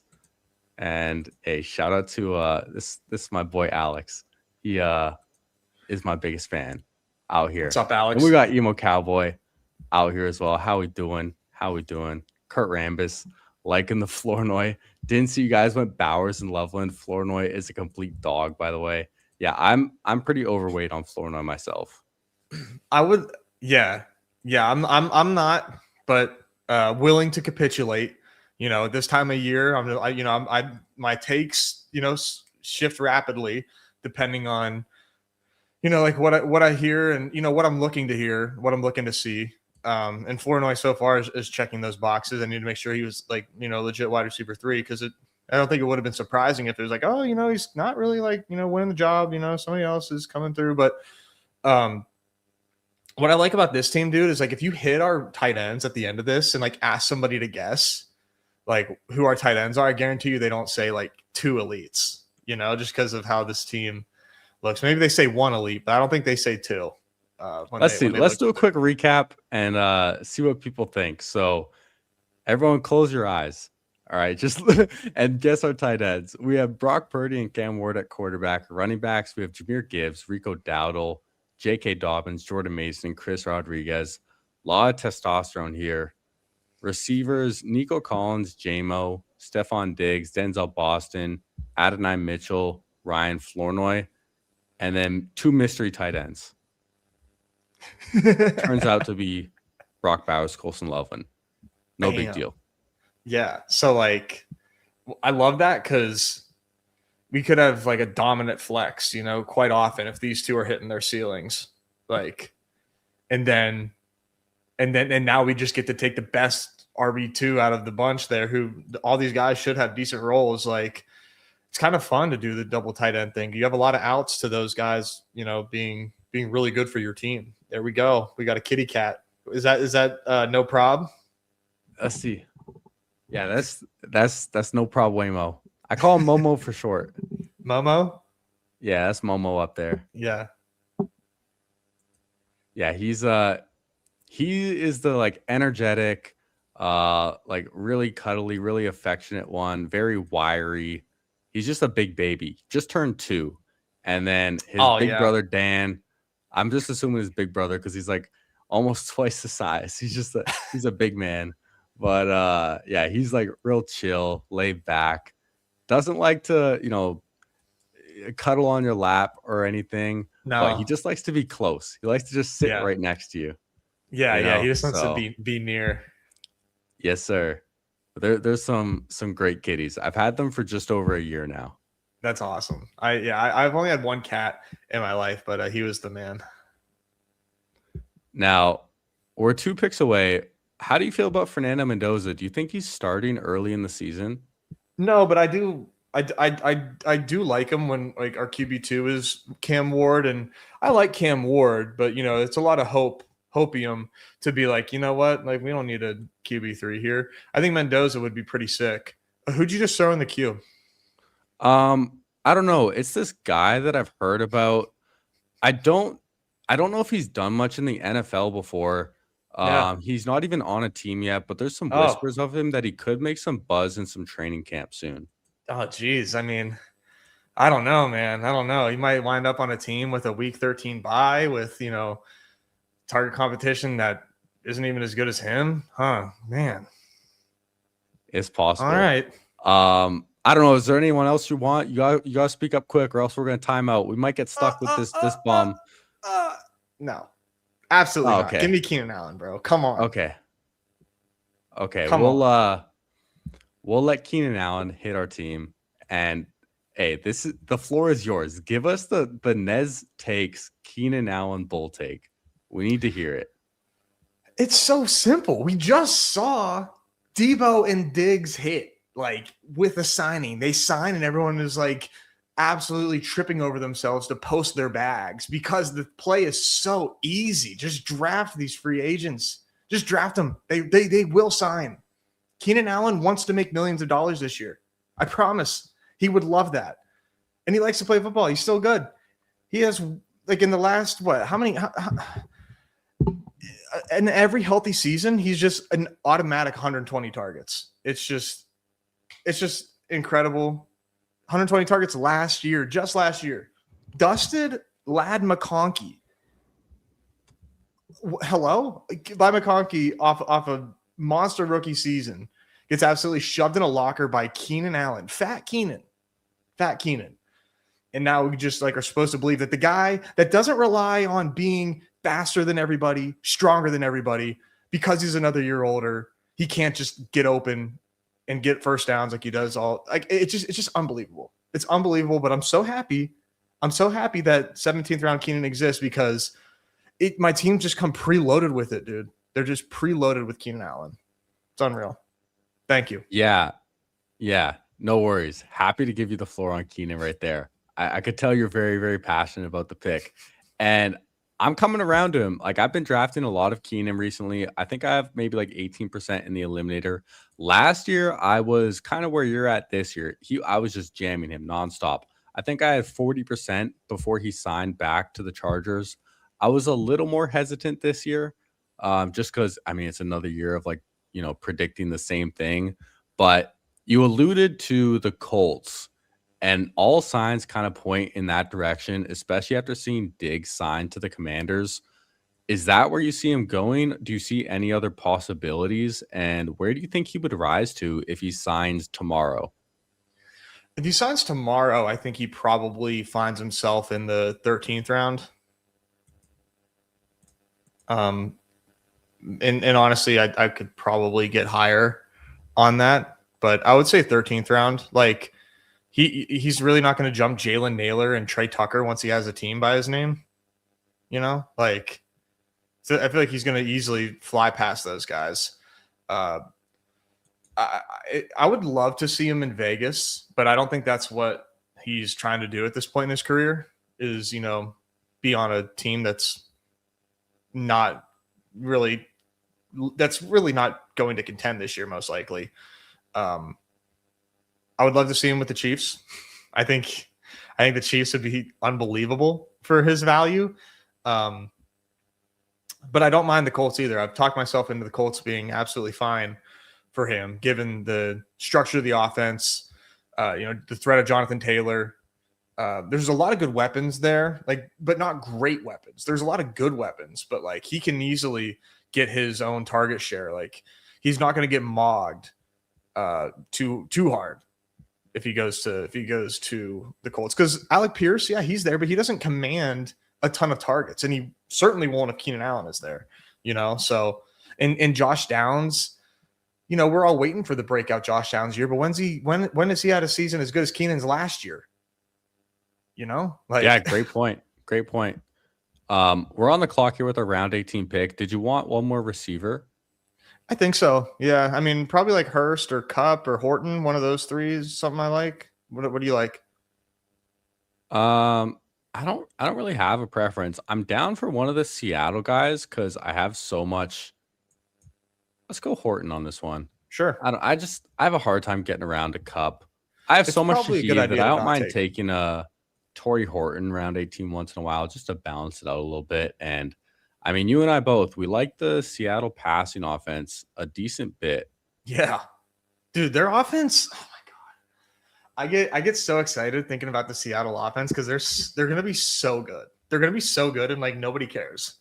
If the defense regresses a little bit, holy shit, it's going to be fireworks. I love that offense. So are you all in on taking JSN at 5, or are you one of the people trying to push that a little bit? No, I take them at 5, and sometimes in the puppies, if I'm feeling cute, I'll take them at 4. I really want to be overweight JSN, because I just don't think the regression thesis holds up if you, like me, believe that the pass rate has nowhere to go but up, unless they just do the same thing they did last year. but with Jadarian Price and George Halani, like getting, touching the rock over half the time that they take a snap, I just don't think that they're well equipped for that. I don't think they want to do that. I don't think they want to trust these guys, give these guys the ball and run the ball over half the time with George Halani and a rookie who was a first round pick. But I think that they are very, very confident in Sam Darnold's ability. They obviously are confident in JSN. Torrey Horton was like, he was good. He had a lot of buzz coming into the season last year and showed out whenever he had the opportunity to. I mean, we don't like Cooper Kupp really, but like he fits totally fine in this offense as well. But that's not really who we're excited about. And then, your guy, Rashid Shaheed, if Shaheed can actually play half the snaps, at a minimum, I mean, dude, this is, and then Barner, like, come on, man. Like this, what are we doing? What are we doing? I can't believe this Sam Darnold price. He's going to be my highest drafted quarterback in BBM. Yeah, I agree with you. I'm really, really in on the Seattle offense. I do get weird at pick 5 though. JSN I think people are just bored, and it's an easy one to fade because it's only like 1 year that he really, really broke out. So you can always say, Right. "Oh, can he do it again?" Oh, Yeah. I don't know. Yeah. I find myself underweight though for that reason because I like getting a little weird. And after we recap this draft, I'm actually tempted just to show you a BBM I did recently and get your opinion, where I went a little weird at pick 5, and I'd be curious to get someone else's input. Yeah, I'd be happy to. Let's recap this team before we do that. And do you have time to do another draft after that as well? Oh yeah, for sure. He's sound asleep, man. We're good. All right, let's go. So you led us to this team, so I'll have you recap this one for us. Sure. All right, so we got what, a 3-5. Is this a 3-5 3-5-8-2? Yeah. Why was I going to say 3? I totally forgot what we did here. 3-5-8-2. Brock Purdy, Cam Ward, Fernando Mendoza for the Rainbow Bye flop at quarterback. Running back, that's right, 101. Jahmyr Gibbs, Rico Dowdle, J.K. Dobbins, Jordan Mason, and Chris Rodriguez for the touchdown scores of their respective offenses. Wide receiver, we got Nico Collins, Jamison Williams. Damn, this team is sick. And then we finished out with just a spam of Diggs, Denzel Boston, Adonai Mitchell, Ryan Flournoy, Keenan, M.F. and Allen, and Torrey Horton. Here's a who. And tight end, we got Brock Bowers and Colston Loveland, by the way. God damn. You know what? I actually do think the plane got landed pretty well. Not gonna lie, for the double elite tight end and how heavy we went at running back, it works. And I'm really happy just to finally have someone on stream who is as enthusiastic about Jamison Williams as I am. It's very refreshing. Dude, I love JMO. I think my core thesis of like drafting this year is like taking pressure off of wide receiver. And we did that by taking 2 elite tight ends, and we have 5 running backs who, can flex for us at any point in time. So we have like, with, you dock off 1 tight end, dock off 2 running backs. We now have like 4 really, really solid flex options each week. And we can still flex a wide receiver if these guys do well enough, but we're really only asking for 3 of these guys to matter, and we have a bunch of them. So it's just like a volume game, just trying to like think about like what you need these guys to do. And we are only asking for 3 of these guys to do something each week if everything is going well. Yeah, that actually does make a lot of sense. And you're kind of selling me on it when I'm looking at it too. Because yeah, just the amount of outs that you have to fill your flex, like when our tight ends are Bowers and Loveland, these guys are so good on their own, but there's going to be a lot of weeks where they're both going to hit our lineup. And then we look at our running backs. We have Gibbs, Dowdle, J.K. Dobbins, Jordan Mason, Chris Rodriguez, arguably 5 RB1s. You were really enthusiastic on the Chris Rodriguez, so I do want to hear your bull case on him because I am also quite overweight. But then when you're only asking for 3 of these receivers to hit each week, and if we're really buying into Nico and JMO, and 2 of them are Nico and JMO. Too. Like, yeah, it's unreal. Like, it just makes so much sense to me. I just, this is like my favorite way to draft right now. Yeah, so real quick, I want to hear the Chris Rodriguez bull case because I haven't heard as anyone as enthusiastic as me about Chris Rodriguez either. So let me hear it. Well, Tootin Tootin is such a product of the space. Like he ran really fast at the combine, so like after that it was over for him ever being able to have like a rational opinion from the community because he ran fast at the combine and he was behind a running back that we wanted to be bad. We were so convinced that he was bad, and then he wasn't bad. And he actually dusted Tootin like hardcore. LaQuinn Allen was like getting buzzed before Tootin was. Like LaQuinn Allen has pass catching chops. Tootin, like Tootin as a pass catcher is not who I think people think he is. Like he's like RJ Harvey has legit pass catching chops. Like I don't think Tootin really does like that. And right now he's getting a lot of buzz because John Shipley is a very, very smart beat writer who knows like what people want to hear. And I'm not saying that he's like making shit up. I'm just saying he knows like what to report on and what to like make a big deal and how to get his, blurb circulated, his article circulated. Like, and again, I'm not saying that he's lying. It's just like, I think he's tapped in almost to a fault with fantasy because he's very, very in tune with fantasy. So I say all that to say that I think that we could be pumping Tootin's tires because Chris Rodriguez is recovering from a foot surgery that they've been telling us since June. It's going to be no big deal. He's going to be fine. We have a plan for him. And now they're executing the plan and he's at camp, slowly but surely. And these guys are like the antithesis of one another, where like Tootin is like not a very high success rate rusher. He wasn't last year. And then Chris Rodriguez, like, for his limited sample in the NFL, like is that guy. And the way that they talk about them is like very different, like they have, when they speak about Chris Rodriguez, they kind of talk about him in a sense of trust, which is like what you want to hear. Like they know what they're going to get from Chris Rodriguez. And it's 4 yards. Coaches love that. That's a successful run. Tootin, they're like, we are expecting these things that are not yet true, but we expect them to be true. We hope that these things are true, and we're giving them all the opportunities to make them true, which, is good for the Tootin Bulls. But like at the end of the day, man, Chris Rodriguez at 130, when I think if they're at the 2-yard line and it's not Trevor Lawrence somehow running for 9 touchdowns again, I think Chris Rodriguez is getting that rock, man. Yeah, at the goal line for sure. Chris Rodriguez definitely seems like the obvious option. So I guess you're not buying the recent report that Bashal Tootin expects 1,500 yards and 16 touchdowns or whatever. We love a man with confidence, man. I mean, like, what's he supposed to say? Like, right? 800, like I'm hoping to do RJ Harvey rookie season numbers. Like, no, man, he wants, good for him. Good for him. Yeah. You should have confidence, young man. Like, you asked me what you think I'm gonna do in BBM. I think I'm gonna win $2 million fucking dollars. Fuck yeah, you are. I mean, you can try. I mean, that I have that same expectation myself. All right. We'll see. January 4th, my friend. All right. I love Chris Rodriguez too, though. I was quite exposed on him. I pumped the brakes a little bit hearing all this Tootin gas, and I've bought into the Tootin a little bit, but I was buying some Tootin because I was concerned that he would like get steamed out of control. And so I didn't want to have like none.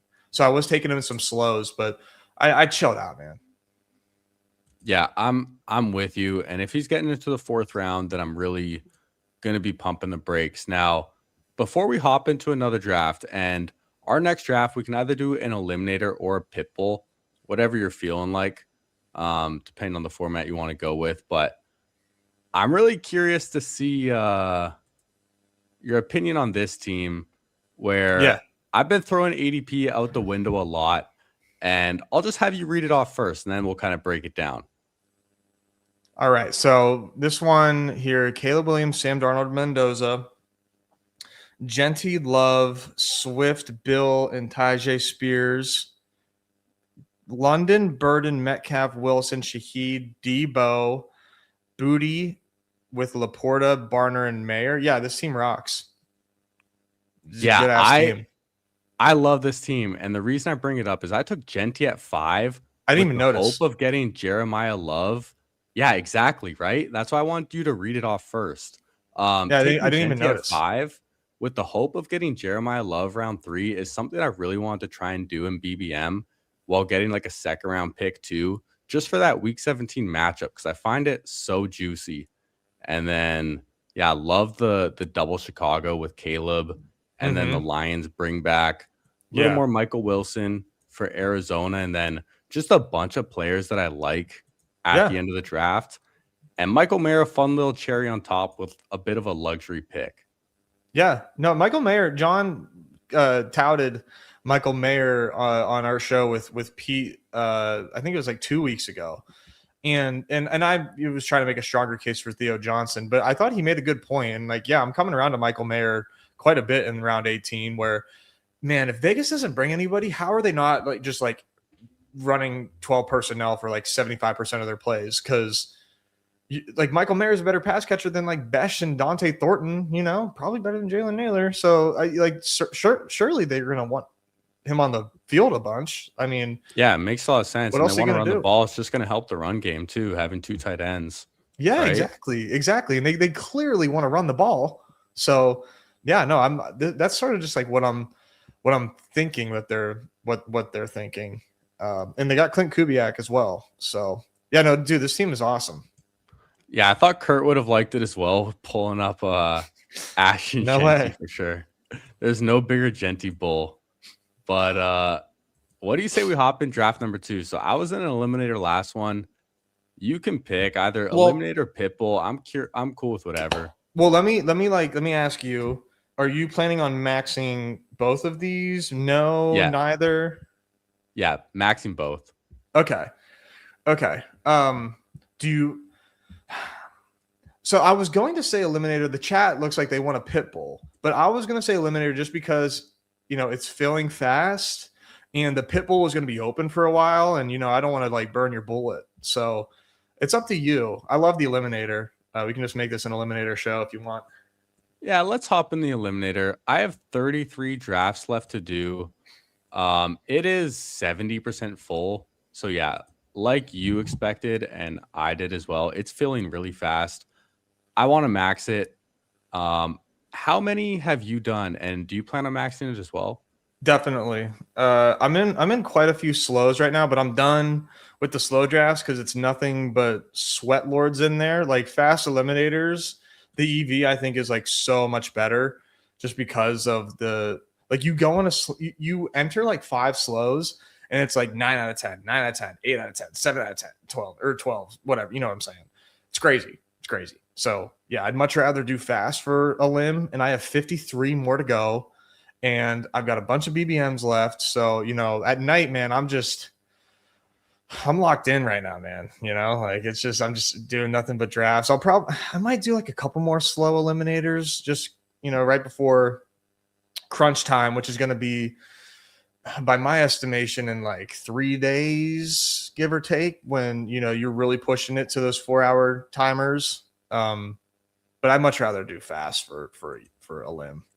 Yeah, and I think I'll be able to finish the rest of my eliminators fast. I've joined a couple slows just randomly because I want to have some that are still open when the rest of the contest is closed. Yes. To try and just get some like good sneaky values at the end. So like you said, they're all filled with sweaty people just joining 100 at once. That's why I've been entering them kind of like a couple days apart, just to spread That's them what out. I do. Get some different people in my lobby, Yeah, I'll enter like 2 at a time, 4 at a time, or something like that. No, what you just said is like I'm so sweaty with my shit where like I do the same thing. Like right before the contest is about to end, I get slows, so I'm like, and I'm milking the clock. I am just letting that shit time out. Yeah, we're on the clock right here. Christian McCaffrey's at the top of ADP. You were talking about JSN. Yeah, What direction you I wanna mean, go? CMC or JSN. I think CMC is probably the better pick. We can just let what I said about JSN, be that and not have to get too cute, because CMC in the eliminators a great pick. So Yeah, I really like CMC at pick 6. I like a running back at pick 6 just because in this second round, when you're picking at 19, you can miss out on like this huge wave of running backs, which if you start a receiver, you can feel pretty thin at the running back position. throughout the rest of your draft. So it feels a little more comfortable just getting CMC. And if you get another running back to fall, that's great. If not, you still feel fine. Yeah, that 7 hole that gets JSN is nice because you will be able to get like that last tier of running back to you, but that's not always the case at the 6. Sometimes they all go, and then then you're left like trying to pull up somebody. But McCaffrey's comfy for sure. And in the slow drafts, are you one of the people who just like puts something in your queue and lets the clock run out? Everything everything except right away. Everything over $10, man. I'm timing out. I need to squeeze every last drop of EV for my drafts, and if it pisses off McNicks, then honestly, it makes me want to do it even more. So, have you gotten like some really nice picks because of that, where No. things really did work out?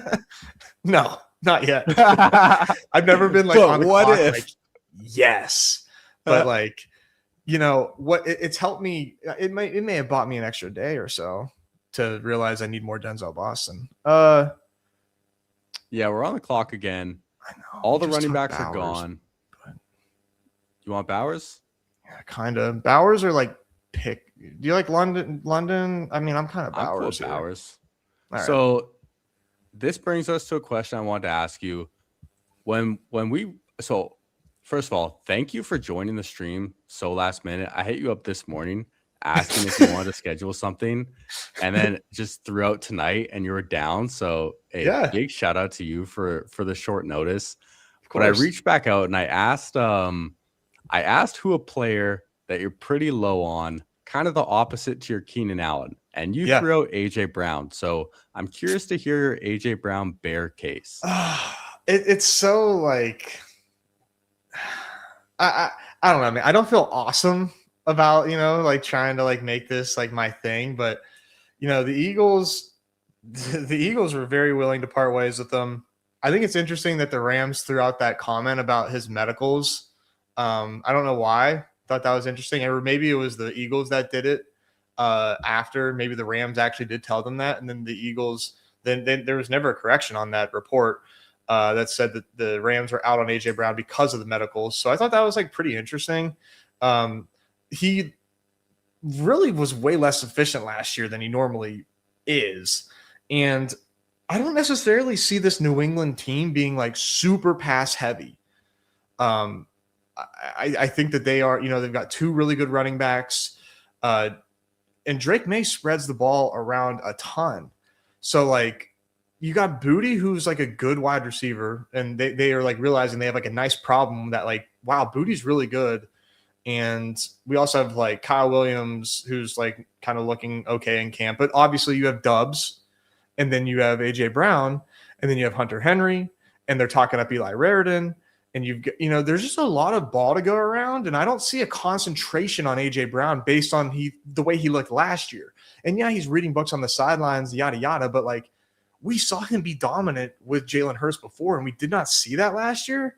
And I don't know, it's just a coordinator thing. I think we are watching a guy that relied on uber athleticism lose a step. I'm cool with Jeremiah Love here, or no. We're not going to do that again. We can go Love here. Who are you gonna say? McBride? Yeah. I'm more open to Love around 5 if he comes back. And Yeah. I don't love Jeremiah Love that much in the eliminator, but at pick 30 when we have CMC, like I'm open to it. And see if we can push receiver again and land that plane. But AJ Brown, interesting to hear you mention the medicals. I didn't hear that was the reason that the Rams were out on him. And I'm someone who's a little skeptical and a little like, I don't like to risk injuries too much. I'm a little more bearish on injured players in general. But yeah, the Drake May likes to spread the ball around. There might not be too much of a concentration. I feel like they want to run it a lot. Yeah. I've kind of just been, on the AJ Brown, they trade a lot for him. They're going to want to use him. They're going to want to feature him. He's good at football, but he is. That's getting a little probably older. the best way to play it. is like he's really good at football, and now he's catching passes from Drake May instead of Jalen Hurts. Like he's probably going to feast. Yeah, it's interesting because I'm wondering if there's just going to be like a what if, scenario on his career where he's just stuck in low pass volume offenses like Hmm. Tennessee and then Philly and now New England. Like, oh, AJ Brown could have been the greatest receiver of all time if he was, playing in a different situation. Yeah, no, for sure. And like this really felt like, oh wow, like we get the ultimate AJ Brown spot, but I don't know that it's going to be that type of environment for him to thrive. And normally that's not a problem for AJ Brown because he's uber efficient. But man, the way that that fell off last year, like I didn't love that. But you could also chalk it up to attitude. There's a lot of excuses you could chalk that up to. Yeah, there definitely is. And McNick's saying he heard the Rams medicals. They're more concerned about future years than this specific one. But I mean, that's important too. I mean, if you expect like degeneration in the future, it's not very bullish for this year. Now, we're one pick away. We don't have any receivers yet. David Montgomery's still here, or we can take one of the receivers. What direction are you leaning? I think I'm cool with Montgomery here. Do you like Waddle? I'm not sold on Waddle, to be honest. Yeah. Okay. Yeah. Me neither. It's like I feel like he's just in the blue medical tent half the season. Yeah. He was already in there today, and yeah. No. I I I think Waddle's good. I was such a Waddle stan when he came into college. Like that Alabama team was just loaded, and I was like such a huge fan of him. I was like, wow, this guy moves different. Um, but I don't know that that's necessarily who he is right now in his career. Where man, he had some pretty like bad looking games with the Dolphins, and everyone's kind of coming in and expecting him to be this year's JSN, and I would very much bet against that because I think I think people just really want Cortland Sutton to just like die and go away. And unfortunately, like he's not going anywhere. Like he's a Sean Payton wide receiver that's been good for quite a while. Yeah, you're right about that. Now we're back up on the clock. I put JMO and Devonte Adams in the queue. Yeah, You I take want to run Jamo it back? over Devontae. JMO wide receiver one. Damn right, baby. Hey, don't need to convince me. I'm all the way for it. Yeah. And DJ Spinoza's right. It's get your guys season. It really is. Yeah. In August. Yeah. And he went with Colston Loveland at 39. Not going to give us the opportunity in this draft. Not tempting us with the good time today. That's good. That's good. We need to do something. You need to do something else. I don't want to bore the viewers. Are you doing a ton of eliminator, obviously. Have you are you like week one pilled at all or not? No, dude, not at all. Okay. I barely looked at like early schedules because you don't make money till you win the first 3 weeks. Like I Yeah. know that's people's whole reasoning for looking at the early schedule, but that just tells me that everything after 3 weeks is more important than the first 3 weeks. Yeah, no, I'm with you. Like the one thing that I think you can like say is that week one is, other than the finals, the toughest week.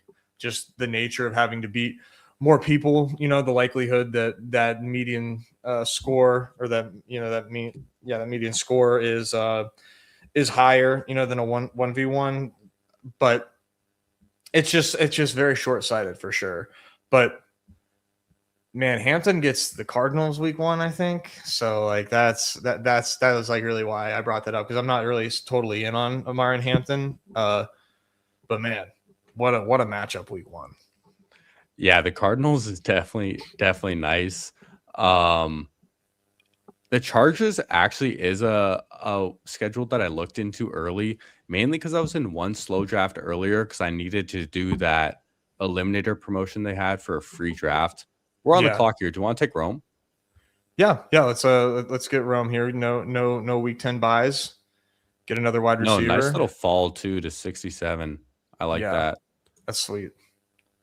Yeah, but I was at the turn and I was debating between Trevor Lawrence or Justin Herbert as my quarterback. They both had the same bye week, so I couldn't use that as a tiebreaker. So I went and I looked at the early schedules, and I saw the Chargers' early schedule, and it was pretty juicy, whereas the Yeah. Jags was quite tough. I don't Yeah. remember it I off the haven't top even of my looked at. head, but that's what I remember seeing. Yeah. Let me look. I'm pulling it up right now because I didn't look past week 1. Wow.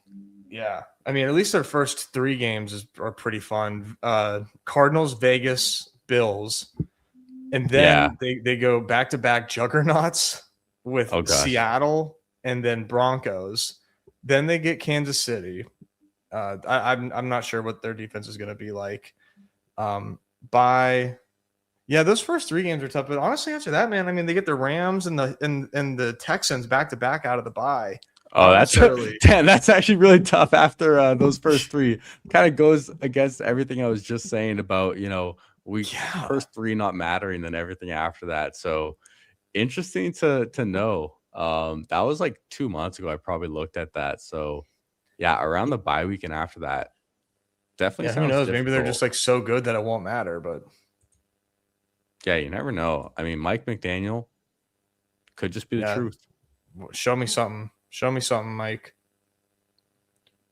Speaking of Mike McCarthy in Pittsburgh, are you buying into those pieces? I'm not. I don't. I mean, yes, but like with caution. I think that they're just. I don't think that they're like smashes. Because we see DK Metcalf here at the top of ADP. That feels like the move. I think so. As our third receiver, I have a lot more Michael Pittman than I do Metcalf, especially in the eliminator. But Yeah, I think he's as our third receiver. Yeah, and it's just that week 9 bye is just so sweet because it's just them and the Titans, and you really don't have to worry about that too much. It is, yeah. And then Aaron Rodgers is always a decent option. So I like how this team is starting out. We got Christian McCaffrey, Jeremiah Love, and David Montgomery as our 3 running backs. CMC Montgomery the same week 8 bye, but still so strong. And I kind of like pairing those 2 with Jeremiah Love in case he starts out a little slow or Tyler Algier is a little more involved than we would like. Receivers, we got JMO, Rome Odunze, and DK Metcalf. And then Brock Bowers at tight end too. So sneaky Brock Bowers team, I feel like. Yeah, for sure. Taking a more balanced approach here, which I'm sure most people like. But this team should be pretty sick. I mean, the one thing that I think I don't know if you do this often. I sort of do is like, just really just kind of like being comfortable pushing quarterback in these. Yeah, and I definitely am. Kind of have to feel how the lobby is. Some lobbies get really sweaty for quarterbacks. Others don't. We're 2 picks away right here. It doesn't look like there's any quarterbacks we're taking. I'd probably want to push Purdy if that's on our radar. Is there a direction you're wanting to go? I know you like your running backs. I do. I certainly do. Man, I want Tucker Kraft, but like, do you see anybody else that you would prefer? Would you be down? I mean, I don't have a lot of Kraft, so I'm down. And I don't have a lot of. Then we gotta get you some. I don't have a lot of like double elite tight end builds, so I really don't mind getting some exposure to them with other people and just getting different builds, especially in this contest. I think it just makes sense to have a large variety of builds. I usually end with like a 3-5-7-3, but there's a lot of different ways you can get there. And at least when we go 2 strong tight ends, we can stop at 2 and it opens up another roster spot. And it's kind of the same thing if you're able to go 4 running backs and stop there. It opens up another roster spot, which can make your team feel very strong. Yeah, no, for sure. Like, because mean, you can really do a number of things there, but the thing that feels most comfortable is, just taking an 18th round wide receiver, a guy that can, see the field, without contingency like a running back needs, and then have him hit your lineup, a couple times. If he hits your lineup, if your 18th round pick hits your lineup like 3 times, like you're happy, like it's as long as you're surviving. Yeah, Purdy, so we're yeah. on the clock. Purdy would be my pick. Is there a receiver I love here Purdy. that you would want more, or running No, back I mean, like worth taking? I like Michael Wilson, but that might be too many Cardinals. I don't mind Addison, but I like Purdy a lot. I think this is like, and just like an insane. I just think it's going to be like an insanely good offense. So let's just take Purdy. I love Purdy. I'm with you too. And wow, JCM goes here at 94. What do you think about him? Because I've been getting pretty bullish on him. I do that. Yeah. All right. You and I are kind of in lockstep this season. It feels like we have a lot of very similar takes, which makes me feel good about myself, I will say. Yeah. I mean, well, it's not, dude. I mean, like, it was like refreshing to like hear some of your takes like that, because it's just like, these aren't necessarily like popular opinions. No, they're not. I mean? They're not. Yeah. So like, I was watching your shows. You do the late night. You got the late night block, which is nice. Just like while I'm doing my drafts, turning on, I'm like, damn, dude, Jerry's spitting. Like, what the hell? Like, this is like straight on my playbook. So I know we're trying to find some disagreements, but we did find one. You don't draft a lot of Tucker Kraft. Maybe that's just an eliminator thing. Maybe that's a whole thing. It's just like players going around him, and I can usually get Laporta around later, and I like Kyle Pitts. I like tight ends that can just get a few rounds later and late guys. Whereas I often find myself drafting like a receiver here, or sometimes a quarterback or running back. Yeah, and I just tend to lean towards pushing tight end, but Kraft was like my highest drafted tight end last year. Really, really liked him. Yeah, that sucked, man. That injury probably cost us, between the two of us, millions. I had so many sick 2 tight end Tucker Kraft teams that just couldn't live after that injury. And goddamn, he was a stud, dude. I mean, we can get JMO to stack with Goff to stack with JMO. We could get Love to stack with Kraft if we want. I kind of like taking a quarterback here. Let's do Goff, and then we don't have to take a third. I'm cool with it. Yeah, like I don't think the one thing, I've messed around, I've used the solver, sidekick, and whatnot, but like the one thing, I try to like take some lessons from the Sims, even if it's not like giving me the suggestions of players that I like, but the construction of them, I'm really trying to like learn from. And I think like one thing that I've noticed is a lot of two quarterback builds in the Sims. And, you don't necessarily have to agree with that or not, but like I try to make sense of that. And I think it makes sense where like that, like if you have good enough QBs there, like you're probably not losing your week there as long as they're healthy. And what's more important is finding that flex, that flex score for you when you're trying to, win a 1v1 is kind of how like I talk myself into that being okay. And I just kind of like enjoy the freedom of like being able to do 2 QBs like this. Whereas like in like a BBM, I'd probably go 3, even though I love both these guys and I would push it with 2 sometimes, but yeah. Interesting to hear you say that, because I'm kind of the opposite, where I would normally go 3 quarterbacks in the eliminator and stop at 2 in Best Ball Mania instead. You would do 2, so you're like the opposite, where like you want to make sure that you get the security there. Yeah, and then in Best Ball Mania, I'm a little more open to pushing it, mainly because like for the playoffs, there's 3 playoff weeks, and for 3 quarterbacks to truly pay off, you would need one of them to be the one that hits your lineup each week, which can be what you need, right? But if you're in week 17, having 3 quarterbacks automatically gives you 2 dead roster spots. Real quick, let's make our pick here. A lot of receivers here, unless there's a running back you want to push up. Keaton Mitchell. Okay.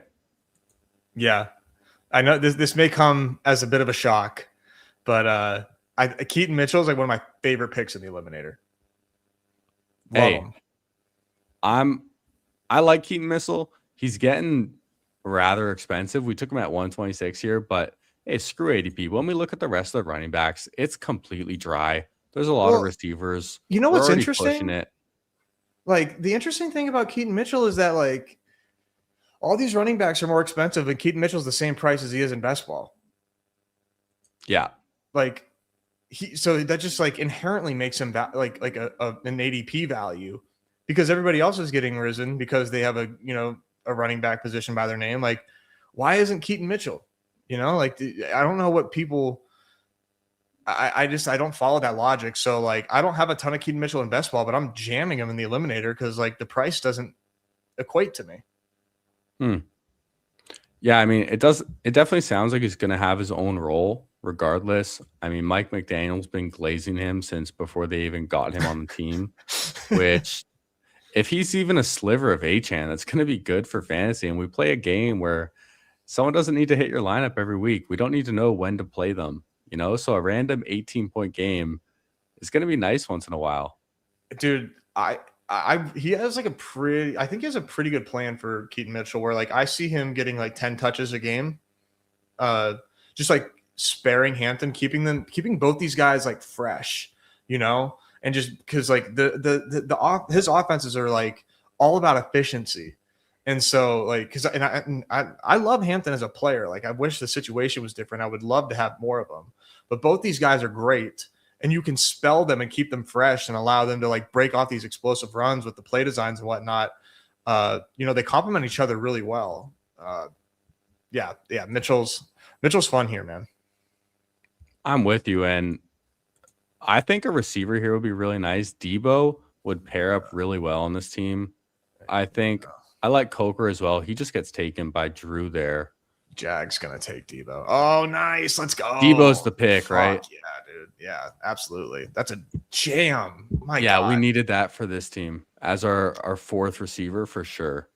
Yeah, that's fun. I mean, I have, a couple more running backs in the bag, for us that we can tack on here because I do think this is probably 5. I don't know that it needs to be 6 because like that 6th probably definitely not won't 6. Be yeah. Although we are stopping at 2 tight ends, which True. gives us an extra spot, and we're at least planning on being comfortable with stopping at 2 quarterbacks. We can be open to a third depending on who's available, but we have a lot of flexibility with this team.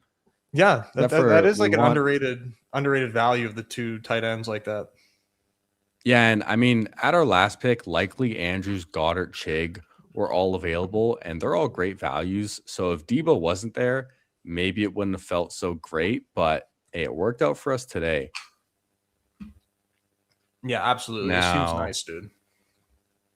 I actually wouldn't mind like a Daniel Jones or Cam Ward with this next pick. Unless there's a receiver that's really standing out to you. You want to pull up Boston again? Kind of. I'm cool with it.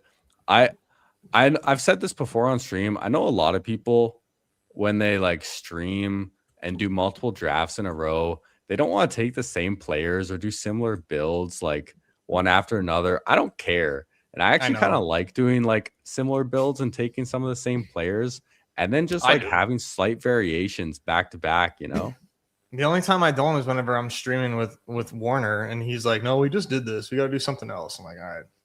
I'm trying to win money. Thank you. Right? John's a showman, dude. What can I say? Hey, man, you know what's entertaining? Looking back on January 5th, the team that you drafted in the summer and how it made you, I mean, I guess 200K in this contest.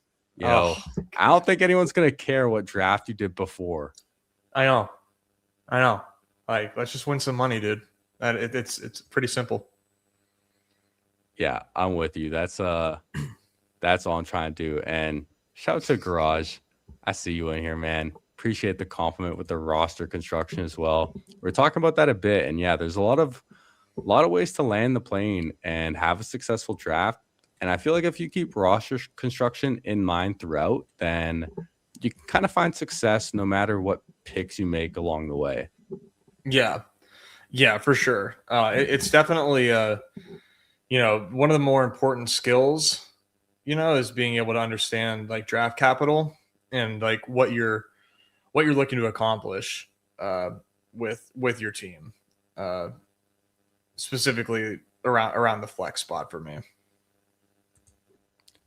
Yeah, and I enjoyed hearing your explanation in the last draft, especially with tackling the flex with the strong tight end and running back, because I've been much more on like the getting wide receivers early and feeling strong there. But the way we did it, it made sense. And if you just find 3 out of the 8 guys that we had, it seems very logical. Yeah, exactly. Like to me, it makes perfect sense. All right, we got an interesting picture. Could we look at running backs real quick? Yeah, we're looking at Isaiah Pacheco, Charbonnet, Brian Robinson, Jaden Blue. I rock with Jaden Blue. I thought you were going to say that, so I put him in the queue. Is that who you want to take? Yeah. Because like, who are you eyeing up? Hey, the guys who are left, Jaden Blue is the one I would want on my team the most. Okay. One, he's going to rise in ADP and has been rising really fast. Yeah. 2, I think for like most of the eliminator, he was going undrafted, which is also a good thing. For sure. And sounds like he's going to have his own standalone role with very high contingent upside. And Javonte Williams he's Javonte Williams at the end of the day. And he's also securing him here. I don't know if he's going to come back. And now I feel very confident stopping at 5. So yeah, I would have picked Jaden Blue as well. Yeah. I'll leave the light on for a 6th, but I do feel confident about stopping at 5. We just kind of have the luxury if we wanted to, but I think next stop for me is probably I'd probably just like be clicking the wide receiver button. But if you like a third quarterback here, like Geno, I suppose, but I'd rather, I'm not like too concerned. We didn't take him last, or did we take him last? No, we didn't. We almost Geno. did. We pushed and got Mendoza. Yeah. Floated it out there, but no, I'm cool with the 2 quarterbacks. I think one reason why I like automatically go to thinking stop at 5 is because I usually just by default do a 3-5-7-3. So usually when I get to 5, I want to have 5 that I'm comfortable with. But we definitely have the light on for number 6. So looking at receivers, I like Judy a lot. We have Boston as well. Wicks is interesting. Trey Harris is here. Tesla. Is there someone you like? Wicks. I'm cool with it. Yeah, Wicks or Judy there, but I like Wicks. I want more Wicks, and I have a lot of Judy, so I'm happy with it. Talk to me about him a bit. Yeah, I mean, we all kind of, as a community, thought Wicks was pretty damn good in Green Bay. Didn't get the opportunity to see the field much because they were just loaded with talent. But whenever Wicks like was able to step in when the runway was cleared, like he dominated. He's really good. He reminds me like of AD Mitchell, of these guys that are like so close to being like legit very good. Like I think that these guys are like excellent route runners. I think that they're like really skilled players, and they both have drop issues. And they both like lacked trust from their prior teams. And then now, like when Wick specifically on Philadelphia, I mean, Hollywood Brown also signed there, but like Hollywood Brown is so dust, like we don't have to worry about him like taking snaps from Wicks. Devontae Smith, like obviously is an alpha and could dominate targets there, but it's Wicks and then Mekhi Lemon. And as of right now, I don't know how long this will hold. It does seem like Mekhi Lemon's going to be the slot because like Wicks isn't a slot. He plays on the outside. And that's really good for him because if the Eagles, are running 12, obviously you're just going to see more snaps that way. So I think he like has like a role. A lot of buzz on him recently that they like the way that he looks. And I just think he's good. This is like a pretty nice opportunity where he was like before surrounded by like 5 other like pass catchers that were taking targets away. Now, like as far as like target earners in front of him, it's Devontae Smith and like is Dallas Goedert going to out target him? Maybe. I would bet against that. Mekhi Lemon might. Mekhi Lemon I think is pretty good, but dude, Wicks is nice. I'm excited to take him. Yeah, and we've heard his coach comp him to the guy just put in my queue, Keenan Allen, who, dude. I mean, do you want to just take him here? Do you want to take a falling Trey Harris? I just put Keenan there because I don't think he's coming back to us in this room specifically. I take Keenan in the 16th all the time, so yeah, I just like to simplify things. You know, like if I'm just not sure what I want to do. Don't have a week 13 bye either. Yeah, fingers crossed. Yeah, I'm hoping he goes to Indy. It makes a lot of sense. Yeah, and hey, and if he doesn't, maybe like I said, maybe he for some reason lands in Vegas. It's week 13, and yeah, week 13 if he goes to Kansas City, it's week 5, so it's all right. Yeah, it works out, man. We got outs, you know. Yeah, we're planning that out, and yeah, Dontavian Wicks, he's still really young. You know, he can get open, so if he can learn to catch the ball better, then that's great. And Mekhi Lemon dealing with some hamstring issues too. And if he's not on the field, he can't really build that chemistry with Jalen Hurts, which is very important for these young players. So yeah, I kind of want a few more shares of Wicks and happy to take him on this team here. Yeah, no, we've got a really, really solid wide receiver room as opposed to the last one where we were like, hey, we're just throwing darts here. Like this one is like solid for sure. So you like Denzel Boston a lot. Do you have a Browns quarterback you like? Shedeur, but I don't take him. But it's Shedeur. Do you want a receiver here? I love Booty. Yeah, we can take a running back too. These are the running backs that are available. No, I mean I could I could do Halani, could do Katron, could do maybe James Conner gets cut, but I don't know. I mean, if you want to take a shot on like one of those running backs, we can, basically keep the change with this team right now. So it's whatever's, looks best to you at this point. I think I would prefer Tua or Shedeur. Okay. And then honestly, I wouldn't even hate a Kirk Cousins on this team just because it's the eliminator and we have like a week 6 and week 8 bye. And I don't know when Mendoza's quite going to start. Just looking at our team, I don't know if we need an RB6. I don't know if we need a receiver 9 or a third tight end. So I kind of just lean towards the third quarterback. How do you feel about that? Yeah, no, we can do that. I definitely would not want Kirk Cousins. No, he's definitely not the optimal pick because you're eating a 0 sooner than later. Yeah.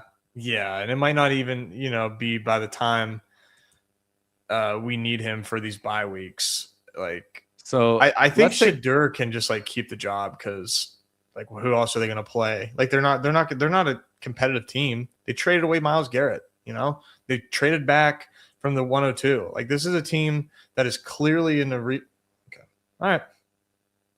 Yeah, that's how it is. Wrist up, baby. Yeah, gotta stop putting guys in my queue on stream. I know, man. You're used to it by now. Getting a little eager. I know. So now that he's gone, let's talk about our next pick. If we're stopping at 2 quarterbacks, we kind of have a luxury pick. So what direction you want to go with? So like we don't necessarily need like a wide receiver, but I do like Ted Hurst a lot. Do like Torrey Horton like we took earlier.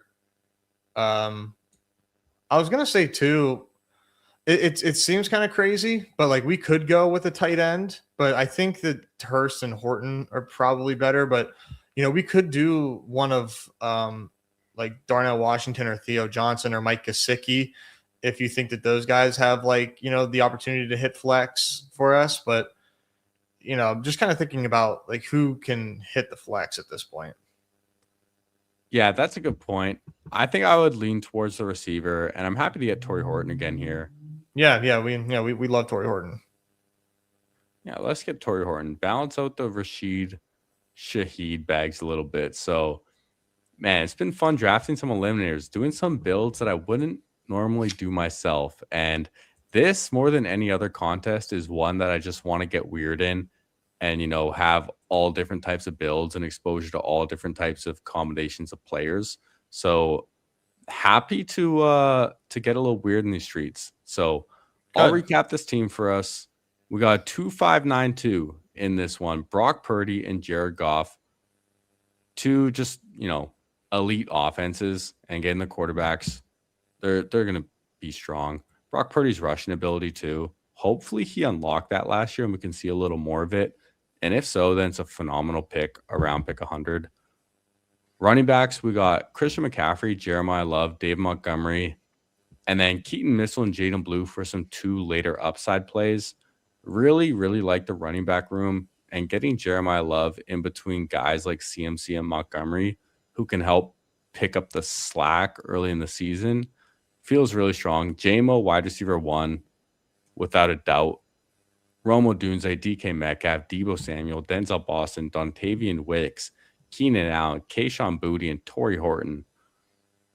I mean, just Fire. saying that whole list of receivers, like, Fire. it just feels like a lot of points. Like, when you really I know. say it out loud, like, Sounds like a lot of and points. upside too. Like JMO, Metcalf, these guys are really high upside players. Even Rome, really high upside.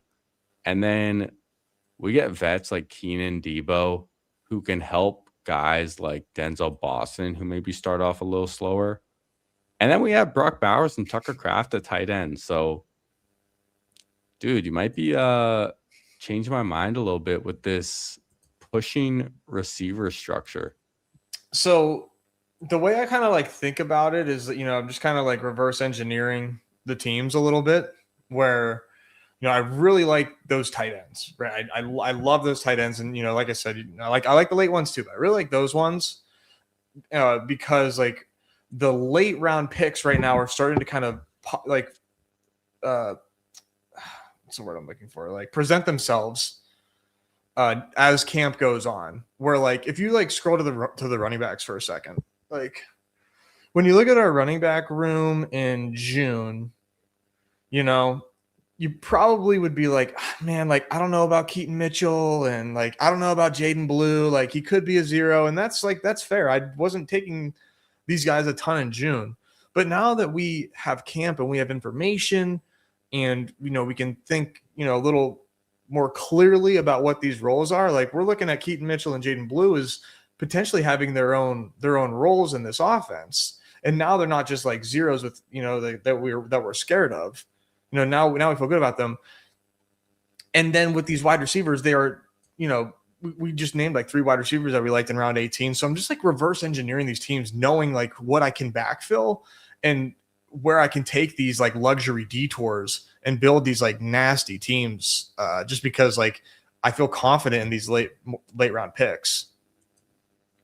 Yeah, and if you are able to hit and identify the right guys at the end of drafts, especially at just like one given position, and backload it, then you're kind of just, your team's gonna smash if you are right. And we took 4 straight receivers to end the draft, so when we take 4 of the same position, ADP does not matter whatsoever. All that matters is the players that we got.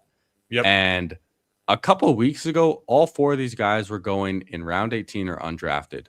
So that automatically gives us a unique team for compared to the other 70% of teams already in this tournament as well, which is something I always like to try and get. Yeah, for sure. It makes a lot of sense to me. Like just take at this point, man. Yeah. Like you should not be considering an ADP that was formed with like incomplete information when we have way more information now about what the value of these guys really is, whatever. Yeah, absolutely. I like how it came together. Now, I'm going to hop in another draft myself. I don't know if you have time to stay or if you got to get to bed or take care of the fam, but you're more than welcome to. I will go ahead and sign off now. I've got too many slow drafts to take care of. I've got to, you know the time of year, man. I'm Oh, getting dude, in my own absolutely. volume. Like my son really threw me for a freaking detour there. Otherwise, yeah, we could have, we could have really fired this thing up. But dude, no, this is long overdue. Thank you for reaching out. I'll definitely hit you up sometime soon to stop by on a Friday night if you're available. Do some drafting. We'll be in touch, man. But appreciate you having me on, man. Big fan. Absolutely, man. Would love to. And thank you for coming on. Look forward to the future. And if there's anything else you want to plug before you go on and do your thing. We stream on the Badge Bros, John Warner and myself, aka Roto Run. Tomorrow I think we're doing like baseball. We're doing like a little trip recap. We both went on some breaks, and then I think Friday we're gonna do some EPL talk. I don't know if you're doing in the EPL streets. I'm not, but I'm not, in man. there. My soccer experience is pretty much just everyone telling me I look like Erling Haaland. That's all I know about that. Those clips that you were showing was hilarious. Dude, I forget I got what more. stream that was. I got more. I haven't put out there too. I got some fun ones, man. I like your tone there. Yeah, no, dude, this is fun. This is fun for sure. Absolutely, man. Okay, take care. Thank you for your time. Yeah, peace out, Jerry. Talk to you later. Later. Hey, shout out to NEZ, man. Really, really nice of him to come on. And might just have another guest coming on too. Kurt Rambis said he's in if NEZ dips. You know what? Why not? Let's just get Kurt Rambis on the stream, man.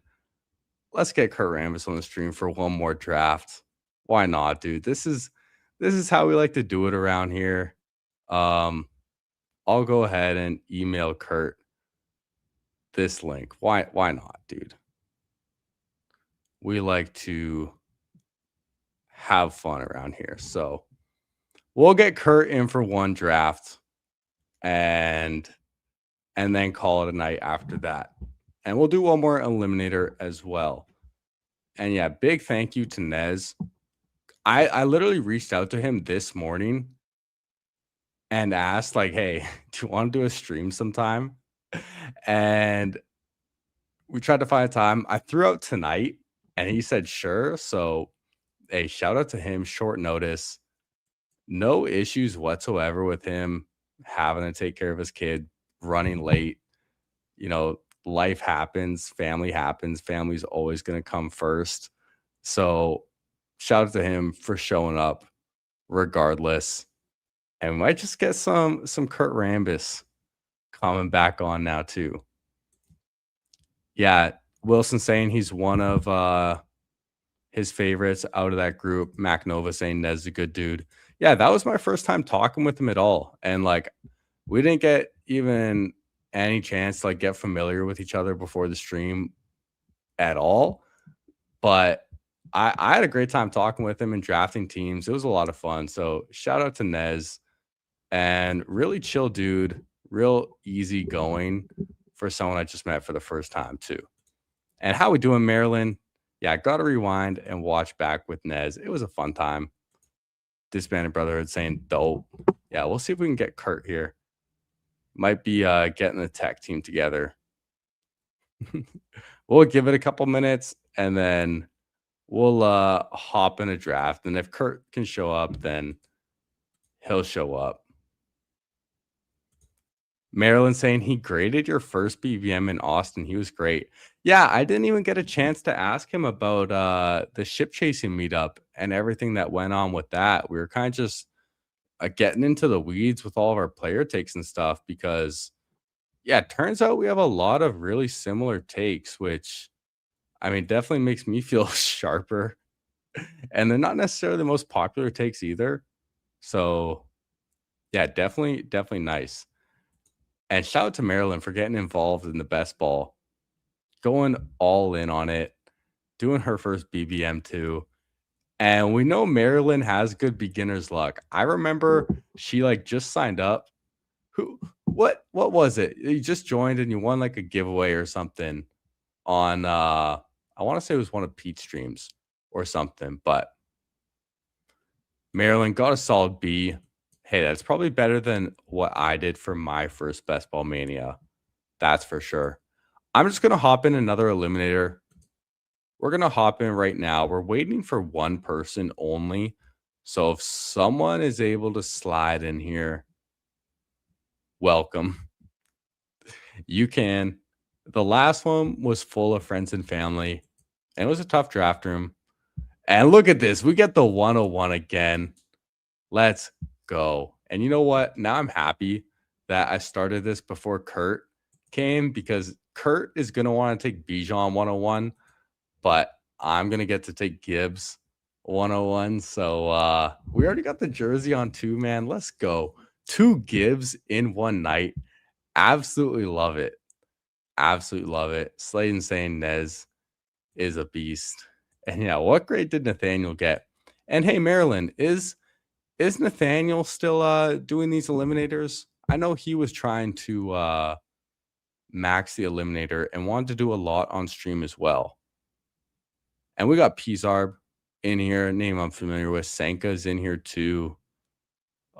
Crispy I recognize, Dab K I recognize. So even Fantras, Adamus, Waves. We're gonna take Gibbs 101.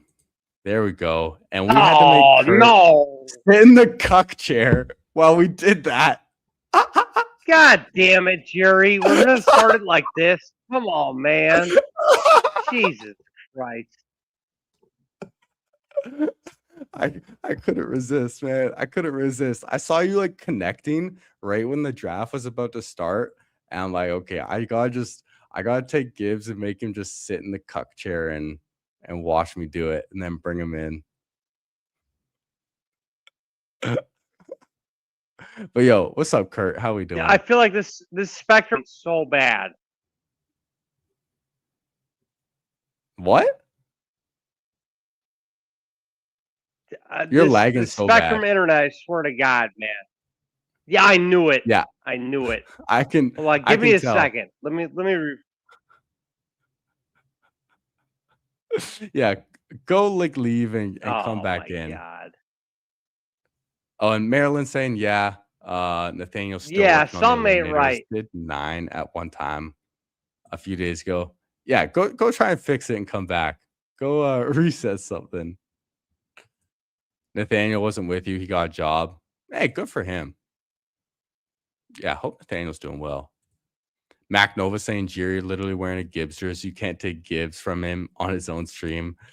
Yeah, you got that right, man. Especially when I already have the jersey on. Like, I've been wanting some more Gibbs, and I'm underweight Gibbs on the eliminator. I definitely don't want to be. I only have like 30 drafts left in the eliminator. So I'm trying to get all the Gibbs that I can. And appreciate you, MacNoba, trying to get me to 500 subs so I can monetize. I mean, that's always nice. I do this just for fun. You know, trying to get out of my comfort zone, learn some new things, connect with people in the community. And if I could end up making a couple dollars as well, then that'd be pretty cool. So if y'all could do me a favor, man, go down, hit that like button for me, subscribe if you're new. Even if you're not new, make sure you're subscribed, because a lot of people find out they're not actually subscribed when they think they do. You know, if my videos just pop up in you know, you're suggested or whatever, you might not know that you're not subscribed. So trying to get to 500. I think I'm going to do a 10-hour live stream. I think that's what we'll do. I think we can go for 10. And when I think about it, it's like 10 or 12 is probably what I would do. And in a title of a video, I don't think 10 and 12 really all sound all that different from each other. Like, I don't think 12 sounds all that more impressive. So Might as well just do a 10-hour live stream. That sounds good. Wilson's saying that's reasonable. I think so too. The longest I've done is around 5 hours, maybe just over. So 10 is already double of that. And I'm sure I can get like 9 or 10 guests to help come on stream. And we'll see if Rambus is a little better now. What's up, Rambus? What up? We coming in halfway decent now, or what's going on? We'll see. See how much we're lagging. We're on the clock right now. Took Gibbs 101. Pickens is here. I want Pickens for sure. And then I'm cool with Pickens. if I'm Neighbors is definitely cool there, with Pickens. I kind of want to take Neighbors too. Yeah. Oh, we're at the 101, Yeah. and we took fucking Gibbs over Bijan. What are we doing? Okay, Every but yeah, time we're winning Pickens, money. Neighbors. That's what we're doing. No, we're not. No, we're really not. We're winning money. You've seen the Lions schedule, the amount of dome games. Gibbs about to get that new contract, highest paid in the league. No, they're not going to do that. They have too many guys in their payroll. They have that one stud defensive end on the payroll. There's zero chance.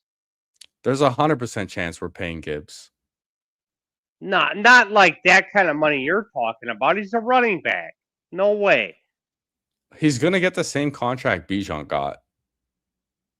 They got the guy out of Michigan. They got Aiden Hutchinson at defensive end. They're paying him over Gibbs. Seriously. Well, it doesn't matter. They're going to make room for both of them. It's going to happen whether, they want What to. about or not. Amon They're Ra? not going to let Gibbs What go. about Teleporta?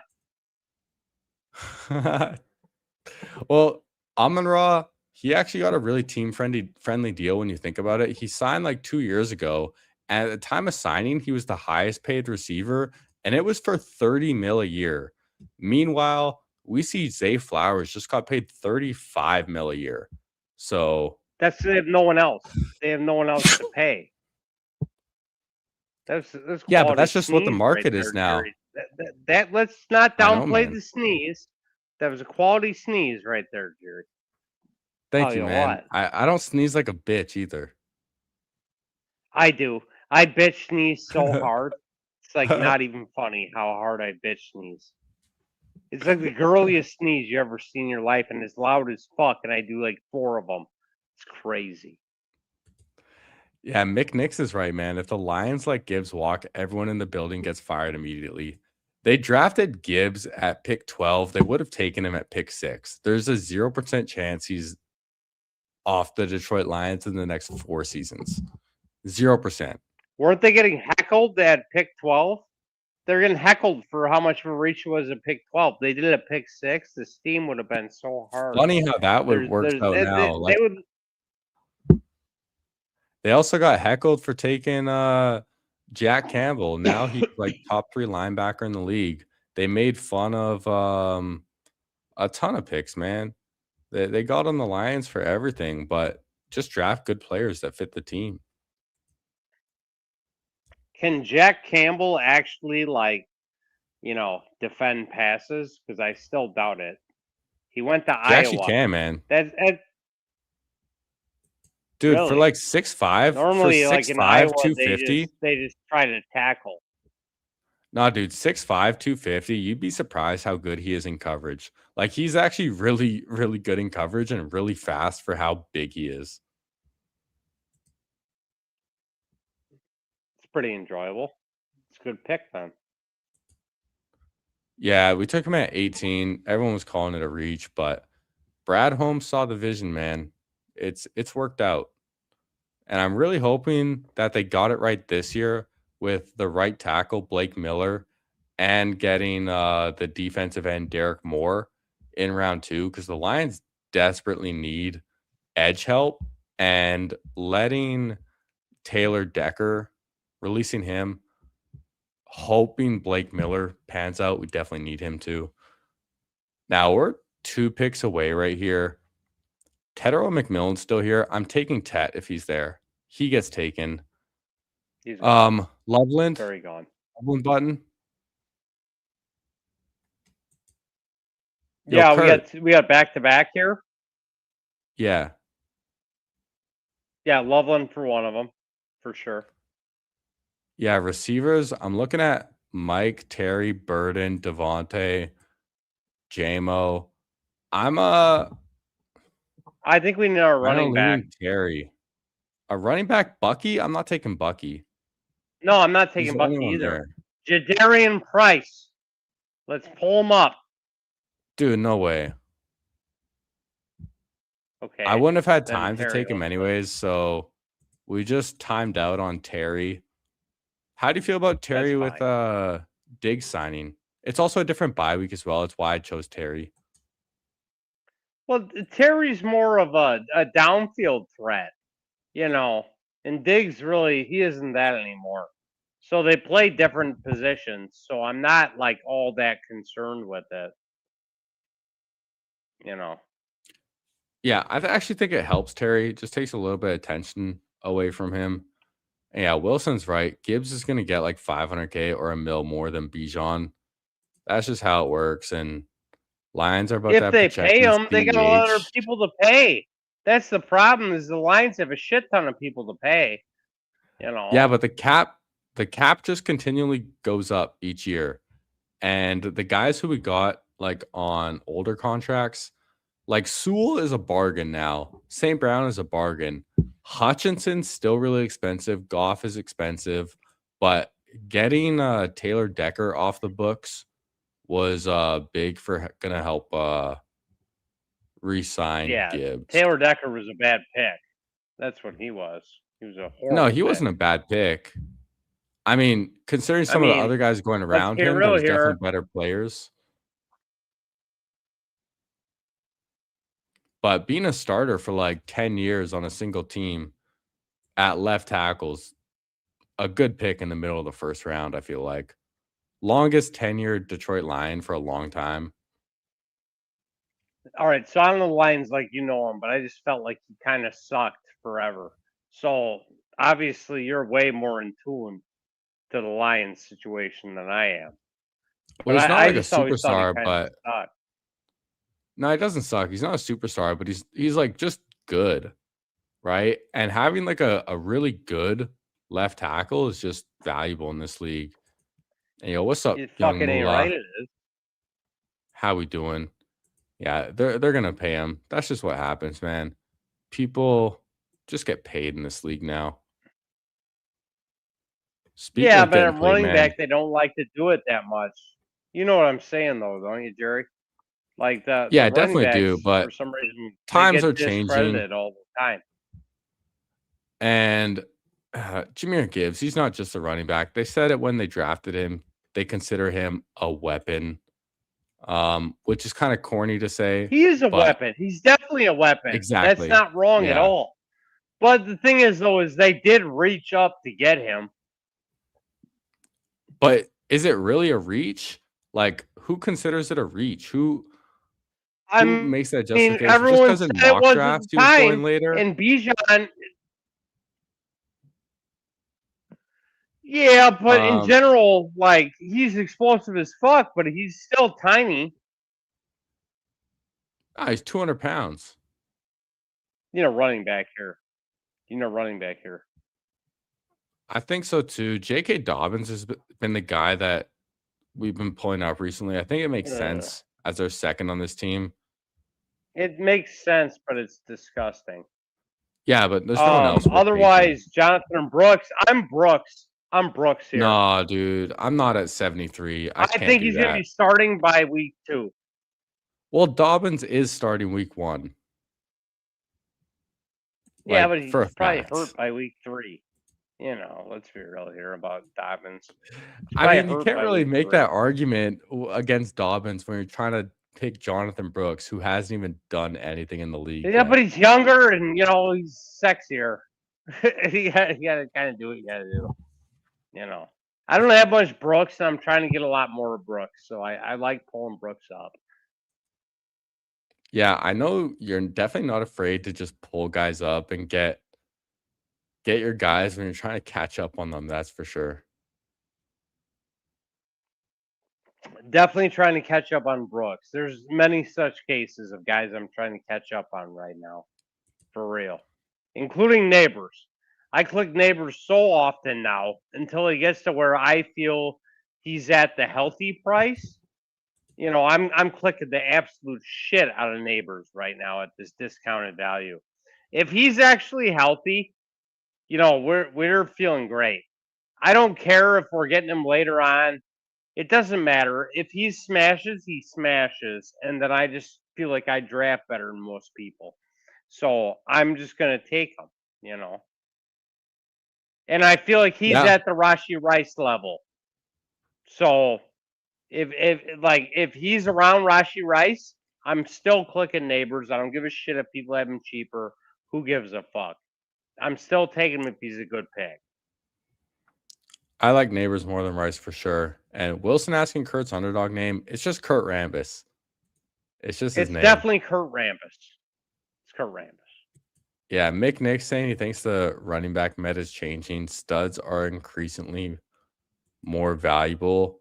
Yeah, especially after last year, because we saw how valuable running backs were for Bills in general, that they're really getting priced up. And in the eliminator, especially, they're going to be more expensive. Like Dobbins at 73 is really expensive.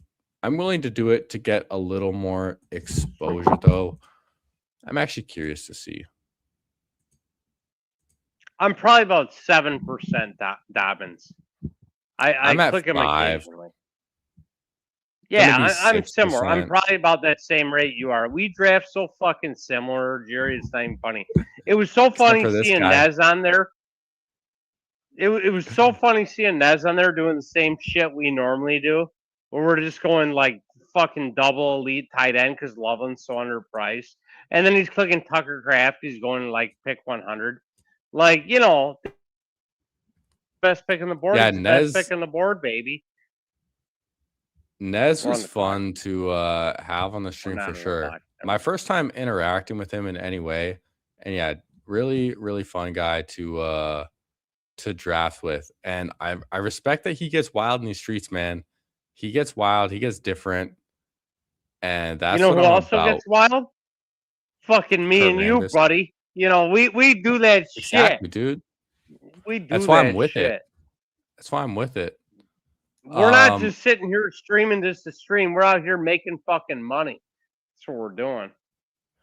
Trevor Lawrence is still here. We have a week 7 bye with Jaden, but at 96, I'm willing to do it. No, not saying buy an eliminator, bro. I would do it Nah, and get a third later. I wouldn't. I would take Michael Pittman here. Do you want to take Pittman and Just JCM? Pittman. Yes, very much so. JCM Let's has do a it. path to being like the guy too. Rashard White, Yeah. we already know his ass. And like if JCM actually has some juice, he just takes over that bullshit. You know. That's how we I think it was Sanka in our last draft who took him at like 94. I'm with JCM, and I asked Nez about him too, and Nez was all aboard the JCM top 100 pick. So happy. I mean, to take him here. JCM, like seriously, when you click on him in Google, he looks like he's like a member of the Bloods. Like he's that ghetto looking in the good way, where this dude is gonna smash for sure. He looks just too thug not to smash. You know, that's my type of dude, you know. I'm not sure if our friend here is familiar with Kurt Rambis and how Kurt likes to do things. Bro, I'm always drunk. Go fuck yourself. You know, I draft shippers either way. It don't fucking matter. Get over yourself. That's why Bitch. I gotta recognize when Kurt is absolutely hammered and remember to keep him in check. You know, I'll not let the leash be too long with drunk Rambis sometimes, or else the streets might get a I'm little not that too drunk. wild. I'm like moderately drunk. I'm like reasonably drunk. We're good.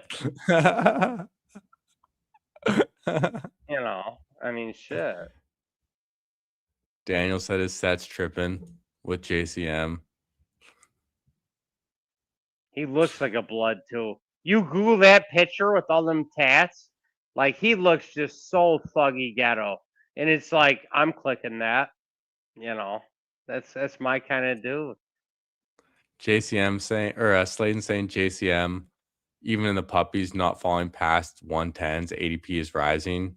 As it should be. The dude, like you just watch this guy and you look at the photos and you're like, God, this guy's a gangster. Let's get him in there. You know, he, that shirt alone can spike blood alcohol level. blow Do you me have a Slayton. go-to drinking shirts? Are you big on the Hawaiian tees? No, but I went with the little tropical tonight. You know, what do you do? I had like 7 yellow jacket nests that were inside siding I had to deal with. I got stung on my thumb and my buttocks today. Not great. You know, we do what No, we dude, do. not the ass, man. Yeah, I got me right in the cheek Damn. too. It stung. Yo, what's It up, wasn't Show as bad as the Sideways? thumb. How we doing? What were you saying? Not as bad as the thumb? I guess the hand, Dude, the yeah, thumb would had hurt so for many. sure. The thumb hurt for 3 days. Like, there's so many nerves in the thumb that it's just a fucking problem when you get stung there. Like, I know I've been stung so many fucking times, and it's like, okay, it lasts like an hour. Okay, the thumb lasted 3 fucking days. Not great. Not loving it. Yeah, that You know. fucking sucks, man. I felt like I got stung a lot as a kid because I used to go around in my backyard like chasing wasps and stuff and trying to like literally catch them like a fucking dumbass. Yeah, and But you hey, that's like how we kind of learn. you're pretty pale skinned. You look like you're in Twilight or something. That one of them movies. I'm white as fuck, man. I I'm know. white as I fuck. get tan easily. I got a little bit of Navajo in me. I really don't. I'm pure Norwegian, but it doesn't matter. I tan like a Navajo. What do you do? I realized this guy at 2, he took Trevor Lawrence as his third quarterback when he already had Allen and Caleb. Jacoby Myers is still here. I'm not sure if he would fall to us, and he doesn't. That would have been a fun pick. That's okay. Do we have a tight end quarterbacks, yet? Do we got a tight end? we have Loveland. We're chilling. Oh, that's my guy. Jerry, don't fuck around. This team fucks already. We Love probably need a running Mayfield. back. I'm Actually, Mayfield they all over Love suck. They kind of personally. all suck too. Fuck. We I have like no Aaron stack. Jones. Aaron Jones, Tyron Tracy. I think No, to take one fuck of Aaron them. Jones. He sucks. We're not doing that. I'd be I Romeo like Tyron Dobbs. Tracy. I'm Romeo Dobbs here. Let's do it. Let's get that fifth wide I'm out. okay with Dobbs. Yeah, I'm okay with Dobbs. He is the wide receiver 2 in New England, and it's not close. Let's get excited. And did you see that one comfortable highlight? with He's that been pick. looking great on X and the highlights too. Let's get a little excited to that.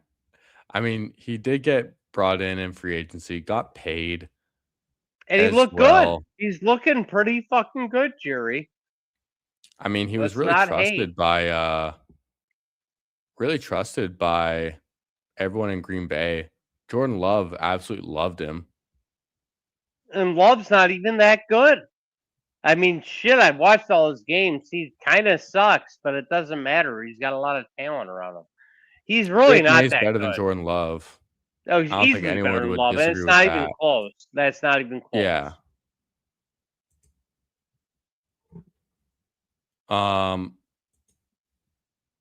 Okay, Jordan Love goes here at 127. He's been falling a lot as well. I haven't noticed that, but that's good to know. Yeah, I've actually gotten him a decent amount in like the middle of the 11th round. You can push him because the thing is with Jordan Love is there's not really anyone to backstack him with at this point. Like everyone in Green Bay goes above him. Matthew Golden goes around, so sometimes if you're at the turn or around the turn, you can get both of them. But other than that, like there's no backstacks, there's no like late receivers. There's Marshawn Lloyd, but it's not like you really want to stack Marshawn Lloyd with Jordan Love if you take him naked. So he usually just falls to whoever has someone in Green Bay. The easiest guy to backstack right now is Patrick Mahomes. You got Kelsey, and then you got Cyrus Allen. like late, and I'm clicking the shit out of Cyrus Allen right now. Yes, Cyrus Allen is another guy that you are just trying to get in every draft. And I feel like you're going to try and make a push for him in this draft too. And I might push back because I don't know if I'm all the way there on Cyrus Allen yet. I have a tough time on that one so far. When Mahomes is like saying publicly he's his favorite target, I think we get a little excited. You know, and he got a little hurt to chill out in the steam because he was in the steam so high. So why not we, just enjoy it early rather than late when we don't want the price? But Shahid is there. That is true. Yeah, I mean, if Shahid's there, I would absolutely love it. I love. We do Shaheed need a so tight end much. too as well, and I do want Chig on this team with Jaden Daniels. Yeah, we do have Terry. I wouldn't mind the double stack though. I love Chig. Probably gonna fall a little bit with Diggs signing, and I'm gonna be buying all of that dip. So I'll throw him in the queue. If you want to look at running back, Tyler Algier, I know you like. Tajay Spears is I here semi too. like I like Spears over him. Just saying. I'm fine with that. Sam Darnold, Daniel Jones, Cam Ward are quarterbacks here. We as do well, need another running but- back for sure here, though. We only got 3, and they kind of suck. 2 of them, like as in not guaranteed starters. So we do need another running back for sure. Yeah, I don't know if we need a third quarterback on this team. Honestly, we have Jaden, we have Baker. Like those are 2 really good options. I don't know if we need a third. I mean, we could always fill it in with Shadur late as well. He's starting at least 5 games. Yeah, You know. so let's go Spears here, and Mhm. then Chig is gone. I think we push tight end. I don't want to get Strange all the way up here. I'd We rather can almost push go it. 2 running backs here. We kind of need it too. Yeah, we could just take Algier. I don't Again, mind it, I'm especially in with it, actually. Eliminator. Yeah, let's take Algier. Yeah. In Eliminator, we need all the points we can get at running back. We're already behind. When we go Gibbs and then wait all the way until Dobbins, and Dobbins isn't even that good. You know, we need what we can get. Yeah, Let's be so solidified. let's do a little recap. We have a 2-5-5-1, Jaden Daniels and Baker Mayfield at quarterback. Running backs, Jahmyr Gibbs, J.K. Dobbins, JCM, Tajay Spears, and Tyler Algier. All these guys are at least going to have a role and be playing. So I like that. Receivers, we have George Pickens, Malik Neighbors, Terry McLaurin, Michael Pittman, and Romeo Dobbs. Receivers fuck. And then we have Colson Loveland, who Colson Loveland fucks. Yes, we are dominating again. Yeah, this is nice. And asking Cyrus Allen or Tyquan Thornton, I mean, I'm Cyrus still Allen, gonna be, it's not even close. I'm We're still buying the Tyquan steam Thornton over for here now. in Team Ramby. Ramby's buying the steam. Jury, I got another one in me after this too. You already fucked it up with Gibbs at the top. I'm telling you right now, I got another one in me if you want it, buddy. I'm ready. I'm Good. juiced. I'm feeling good right now, bud. I don't know if I have another one in me, I'll be honest, because I was live with Who Hands for 2.5 hours earlier. We're going on 3 hours right now. You ain't been live with Ramby that long though, buddy, and I'm drunk. Let's go. I don't know. I think we might have to take a rain check. Fine, that you one, rain man. check it then. Otherwise, I got enough juice in me. I'm ready to roll, buddy. I'm hammered. The eliminator's getting close to filling. We might have to just, suck it up every once in a while. We're out here, baby. We're doing things. Me and Jury got about 25 shippers that we got in this damn eliminator together alone. Y'all don't know what's up. We're coming in hot. We're coming in ready. We ain't fucking around. Just saying. We are not fucking around. You are right about that. And I know that people want one more. I think I am gonna end it after this one today though. But I'm streaming every single day, man, and I plan on doing some longer streams as well. We're going for over 3 hours today. I'm gonna try my best to make that the norm for this week and next week at least. Jerry, smoke some more weed and let's do another one. Quit fucking around, bud. Let's go. Come on now. I'll hold it down. You go rip some of the reefer out. We'll do it when we do. Fuck you, Wilson. No, we're trying to draft shippers here. Oh fuck, we're almost on the clock. Many such cases. We're on the clock. Samson, No, we already took enough running backs. We got 5 already. We got a receiver. Judy. 80 Mitchell. I'm down with 80 Mitchell. I hate 80 Mitchell. I like Why? Judy more. Why? 80 Wicks? Mitchell is Can we young take and Wicks? good. We're gonna get to Wicks in the back end. Fine, I'll take 80 Mitchell. Oh yeah, for we got you. 2 of them. And We now need tight take. end. We only have Wait one a tight minute. end. We need We a need second tight tight end. We need tight Fuck. end. Gunnar Helm. He's who is his competition? Seriously, who's his Yeah, competition? I'm fine. Oh, I almost missed it. I got it just in time. Who's his I competition? don't like the 80 though? Mitchell click. I don't get it in the eliminator. Well, he's good, and he did it He towards the back end Plays of for the the season. Jets though. Yeah, but he played for the Jets in the back end of the season last year, and he still got you 12 a game. With That Garrett but the Wilson problem not is playing. these rookies got added and all this other shit. Yeah, but Garrett Wilson wasn't playing either. And now they added Sadiq, they added Omar Cooper. They have Mason Taylor still. I don't know. I don't Isn't get Sadiq eliminator. hurt though? I'm pretty sure he's hurt right now. Oh, dude, well, I'm out on Sadiq, so it doesn't matter to me. Let me see my Mitchell exposure. Adonai Mitchell, I have 4 shares in the eliminator, so I have a few. This is number 5. That's kind of all I really Don't be want. mad about it. There ain't no reason to be mad about it, you know? I mean, hey, it could end up being a good pick. Rumor is that he's developed well with Geno Smith. So, but yeah, Tyquan Thornton or Cyrus Allen. I'm taking Tyquan It's Thornton Cyrus Allen until every single it's time. undeniable. Until It's very undeniable, undeniable Cyrus already. Allen. Patrick Mahomes said that Cyrus Allen is his favorite target as a rookie. We saw on Twitter him throwing back shoulder throws completed to Cyrus Allen. This is not even close. Anyone who says Thornton over Cyrus Allen, they're wrong. Sorry, Jerry. I'll feel more I still love comfortable you. after Keenan Allen signs too. Diggs signing is definitely good, but I just want to see a tiny bit more, just because so often we Keenan get Allen is fooled. not going to the Chiefs. There's 0% chance of that. That's just not right. I wouldn't say there's 0%. If they get It spooked don't on even like feel Rice, right, Jerry. You know it don't feel right. It would be weird. I'm not gonna lie, that's a good point. Because he's a career Charger essentially, aside from like the 1 year in Chicago. You are Right. kind of right that it doesn't It feel does right. not feel right at all. There's no chance that happens. God damn it. Are we taking Ridley for Centex? Fucking A. I don't want to do it.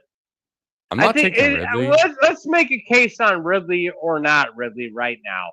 Because I think Ridley is the wide receiver 3 or 4. And Centex thinks he's the wide receiver 1. Can we get like a little clarification on the Ridley situation now? Well, yeah, I don't like Ridley. Actually, there's one player I should have brought up with NEZ, because I know NEZ has drafted Ridley a lot.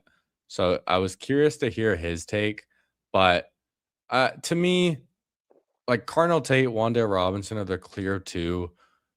Ridley's just the unk in the room at this point, and Shimray Deacon, Alec Imanor genuinely showed flashes as rookies. So I'm Elemanor especially. Like Alec Elemanor like did some things. So like it's like these guys are touting Ridley so hard, and I'm just like, this fucker's old and he's not that good. Like, was he ever that good? Maybe. But it doesn't seem like he's that good now. You know, I just don't get it. Yeah, I don't either. Coming up on our click, I think we're done at 2 quarterbacks, Jaden and Baker. I don't need a third on that team. Okay. I think I do want a 6th running back on this team. Probably. Yeah, probably. Ray Davis is one of them. I like Ray Davis. Now let's talk about receiver. I queued up Zachariah Branch, Kayshon Boutte, How are and the buys Keenan looking? Allen. How are the buys looking on Branch? Branch, we have Romeo Dobbs. Not bad. Keishon Boutte, we also have a New England player, so maybe let's not take him. Keenan Allen, though, I like Keenan Allen a lot, but I'd Branch rather is a Branch. rookie getting that I'd upside rather on this Branch. team. Rather Branch. I think on this team, Branch makes more sense. does. With who our receivers are. We got some studs. We got Pickens, Neighbors, McLaurin, Pittman, Dobbs. I mean, shit. Our receiver room already fucks. Let's be real here. This receiver room is very good. We need another tight end. This is what we really need. Yeah, I think we can find a tight end that we're fine with in round 18. Maybe. And I These think tight we're ends done at suck 7 this receivers. point. I'm in the Darnell Washington train. Is where I'm at. That's an option for sure. The guy Colby is athletic as fuck. Let's be real here. He's Colby not Parkinson's that bad. my preferred. No, he's a bitch. No, let's be dude, real Colby here. Parkinson is a better pick than Darnell Washington. No, Colby Parkinson is a bitch. He is white. And No, he's not. not that. He's No, not he's a taken. bitch. Why are we hyping up These are Terrence just Ferguson frickin' if we're sharp. into Colby Parkinson? Because they're both going to play, and they're going to play at the same time. Yeah, Colby but one's Parkinson's actually playing the good actual and one tight end. sucks ass. Terrence I Ferguson's mean- playing the wide receiver 3, essentially. They're going to both be No. valuable. No. For No, a no. guy going around like 17, 18, I mean, last year he got 8 touchdowns, only 400 yards, but most of it was towards the end of the season. And I mean, clearly he's going to be on the team. He's already being talked about as being the tight end 1. He's going to play. Stafford could easily throw for 40 touchdowns again. So if all we want, really what we're looking for at tight end is we're looking for someone to get a touchdown. That's really the only way they make any meaningful contribution to our lineup. And Colby Parkinson's going to get touchdowns. You're gonna kill me, but I really have to pee. It's so bad. The pee factor is so high right now. You gotta All give me right, man, you 30 broke the seconds. seal. 30 seconds. 30 seconds. See if you can make it back for our next pick. Let's do another one. Don't be a pussy. Come on. Let's get No, it going. I'm done one after more. this one tonight, man. I'm done after this one tonight. Unbelievable. I gotta pee still. My goodness, man. Kurt is one of a kind. And we love him. Now, if he's not back before I make this next pick, who would I want to go with? Really looking here, I think a third tight end would actually make the most sense on this team. Talked about Darnell Washington. Could take like Michael Mayer is an option as well. Just really buying into the fact that the Raiders might want to play 2 tight end sets. And the receivers aren't necessarily the best.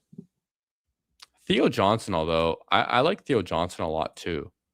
Actually, he would be my preferred tight end click this late. Looking at our running backs, we have 6. I don't think we need a 7th. I don't think we need an 8th receiver either. None of these guys are really worth taking down here. We don't really have any stacks available for our quarterbacks either as a little tier break. Now, Rambus is back just in time. We're just about on the clock looking at our last pick. I'm Theo Johnson at tight end.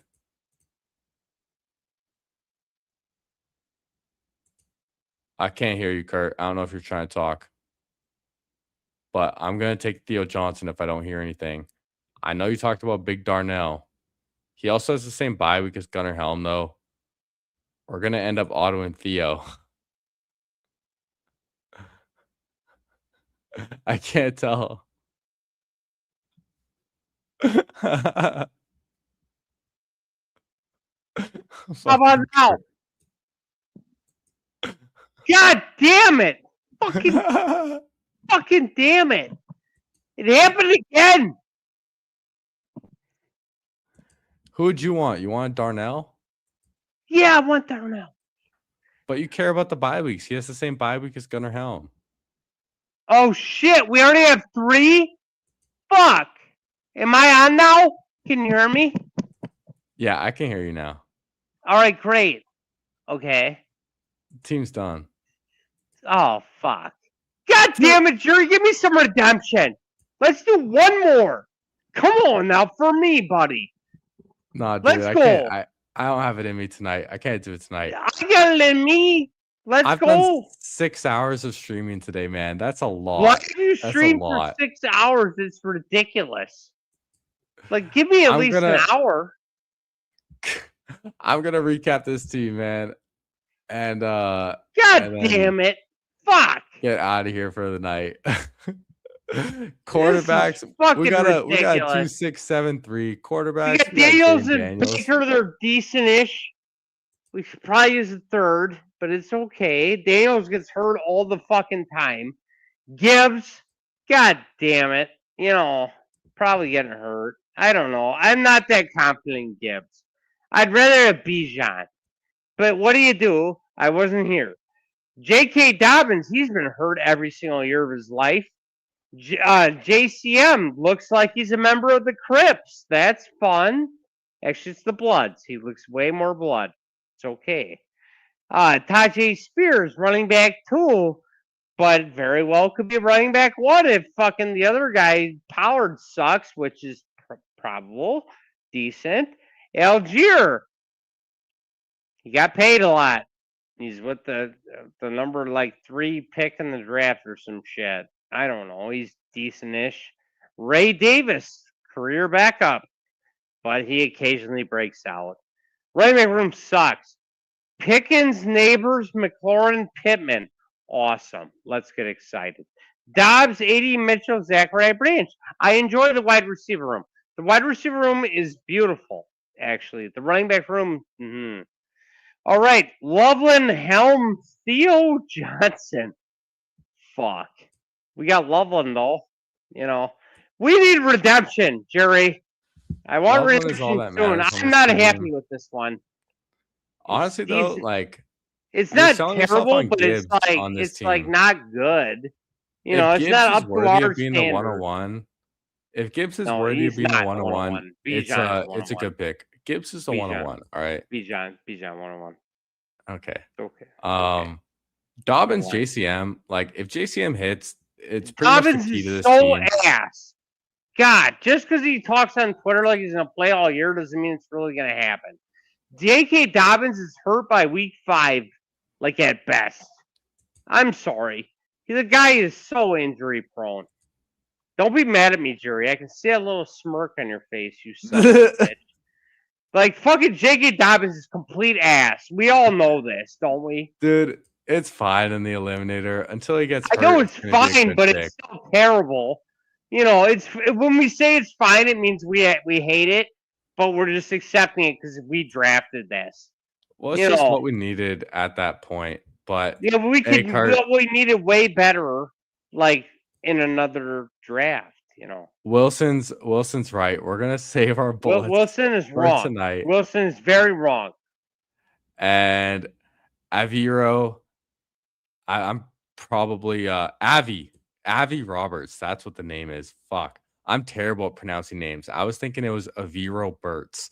I'm terrible at names. I think it's Avi Roberts, so I'm gonna guess. But who's my favorite team? It's the Lions.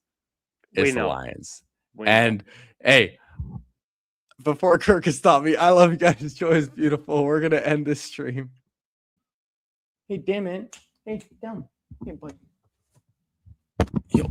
Oh, oh, dude, I just fell off my stool too. Yo, what a way to end this stream. Okay.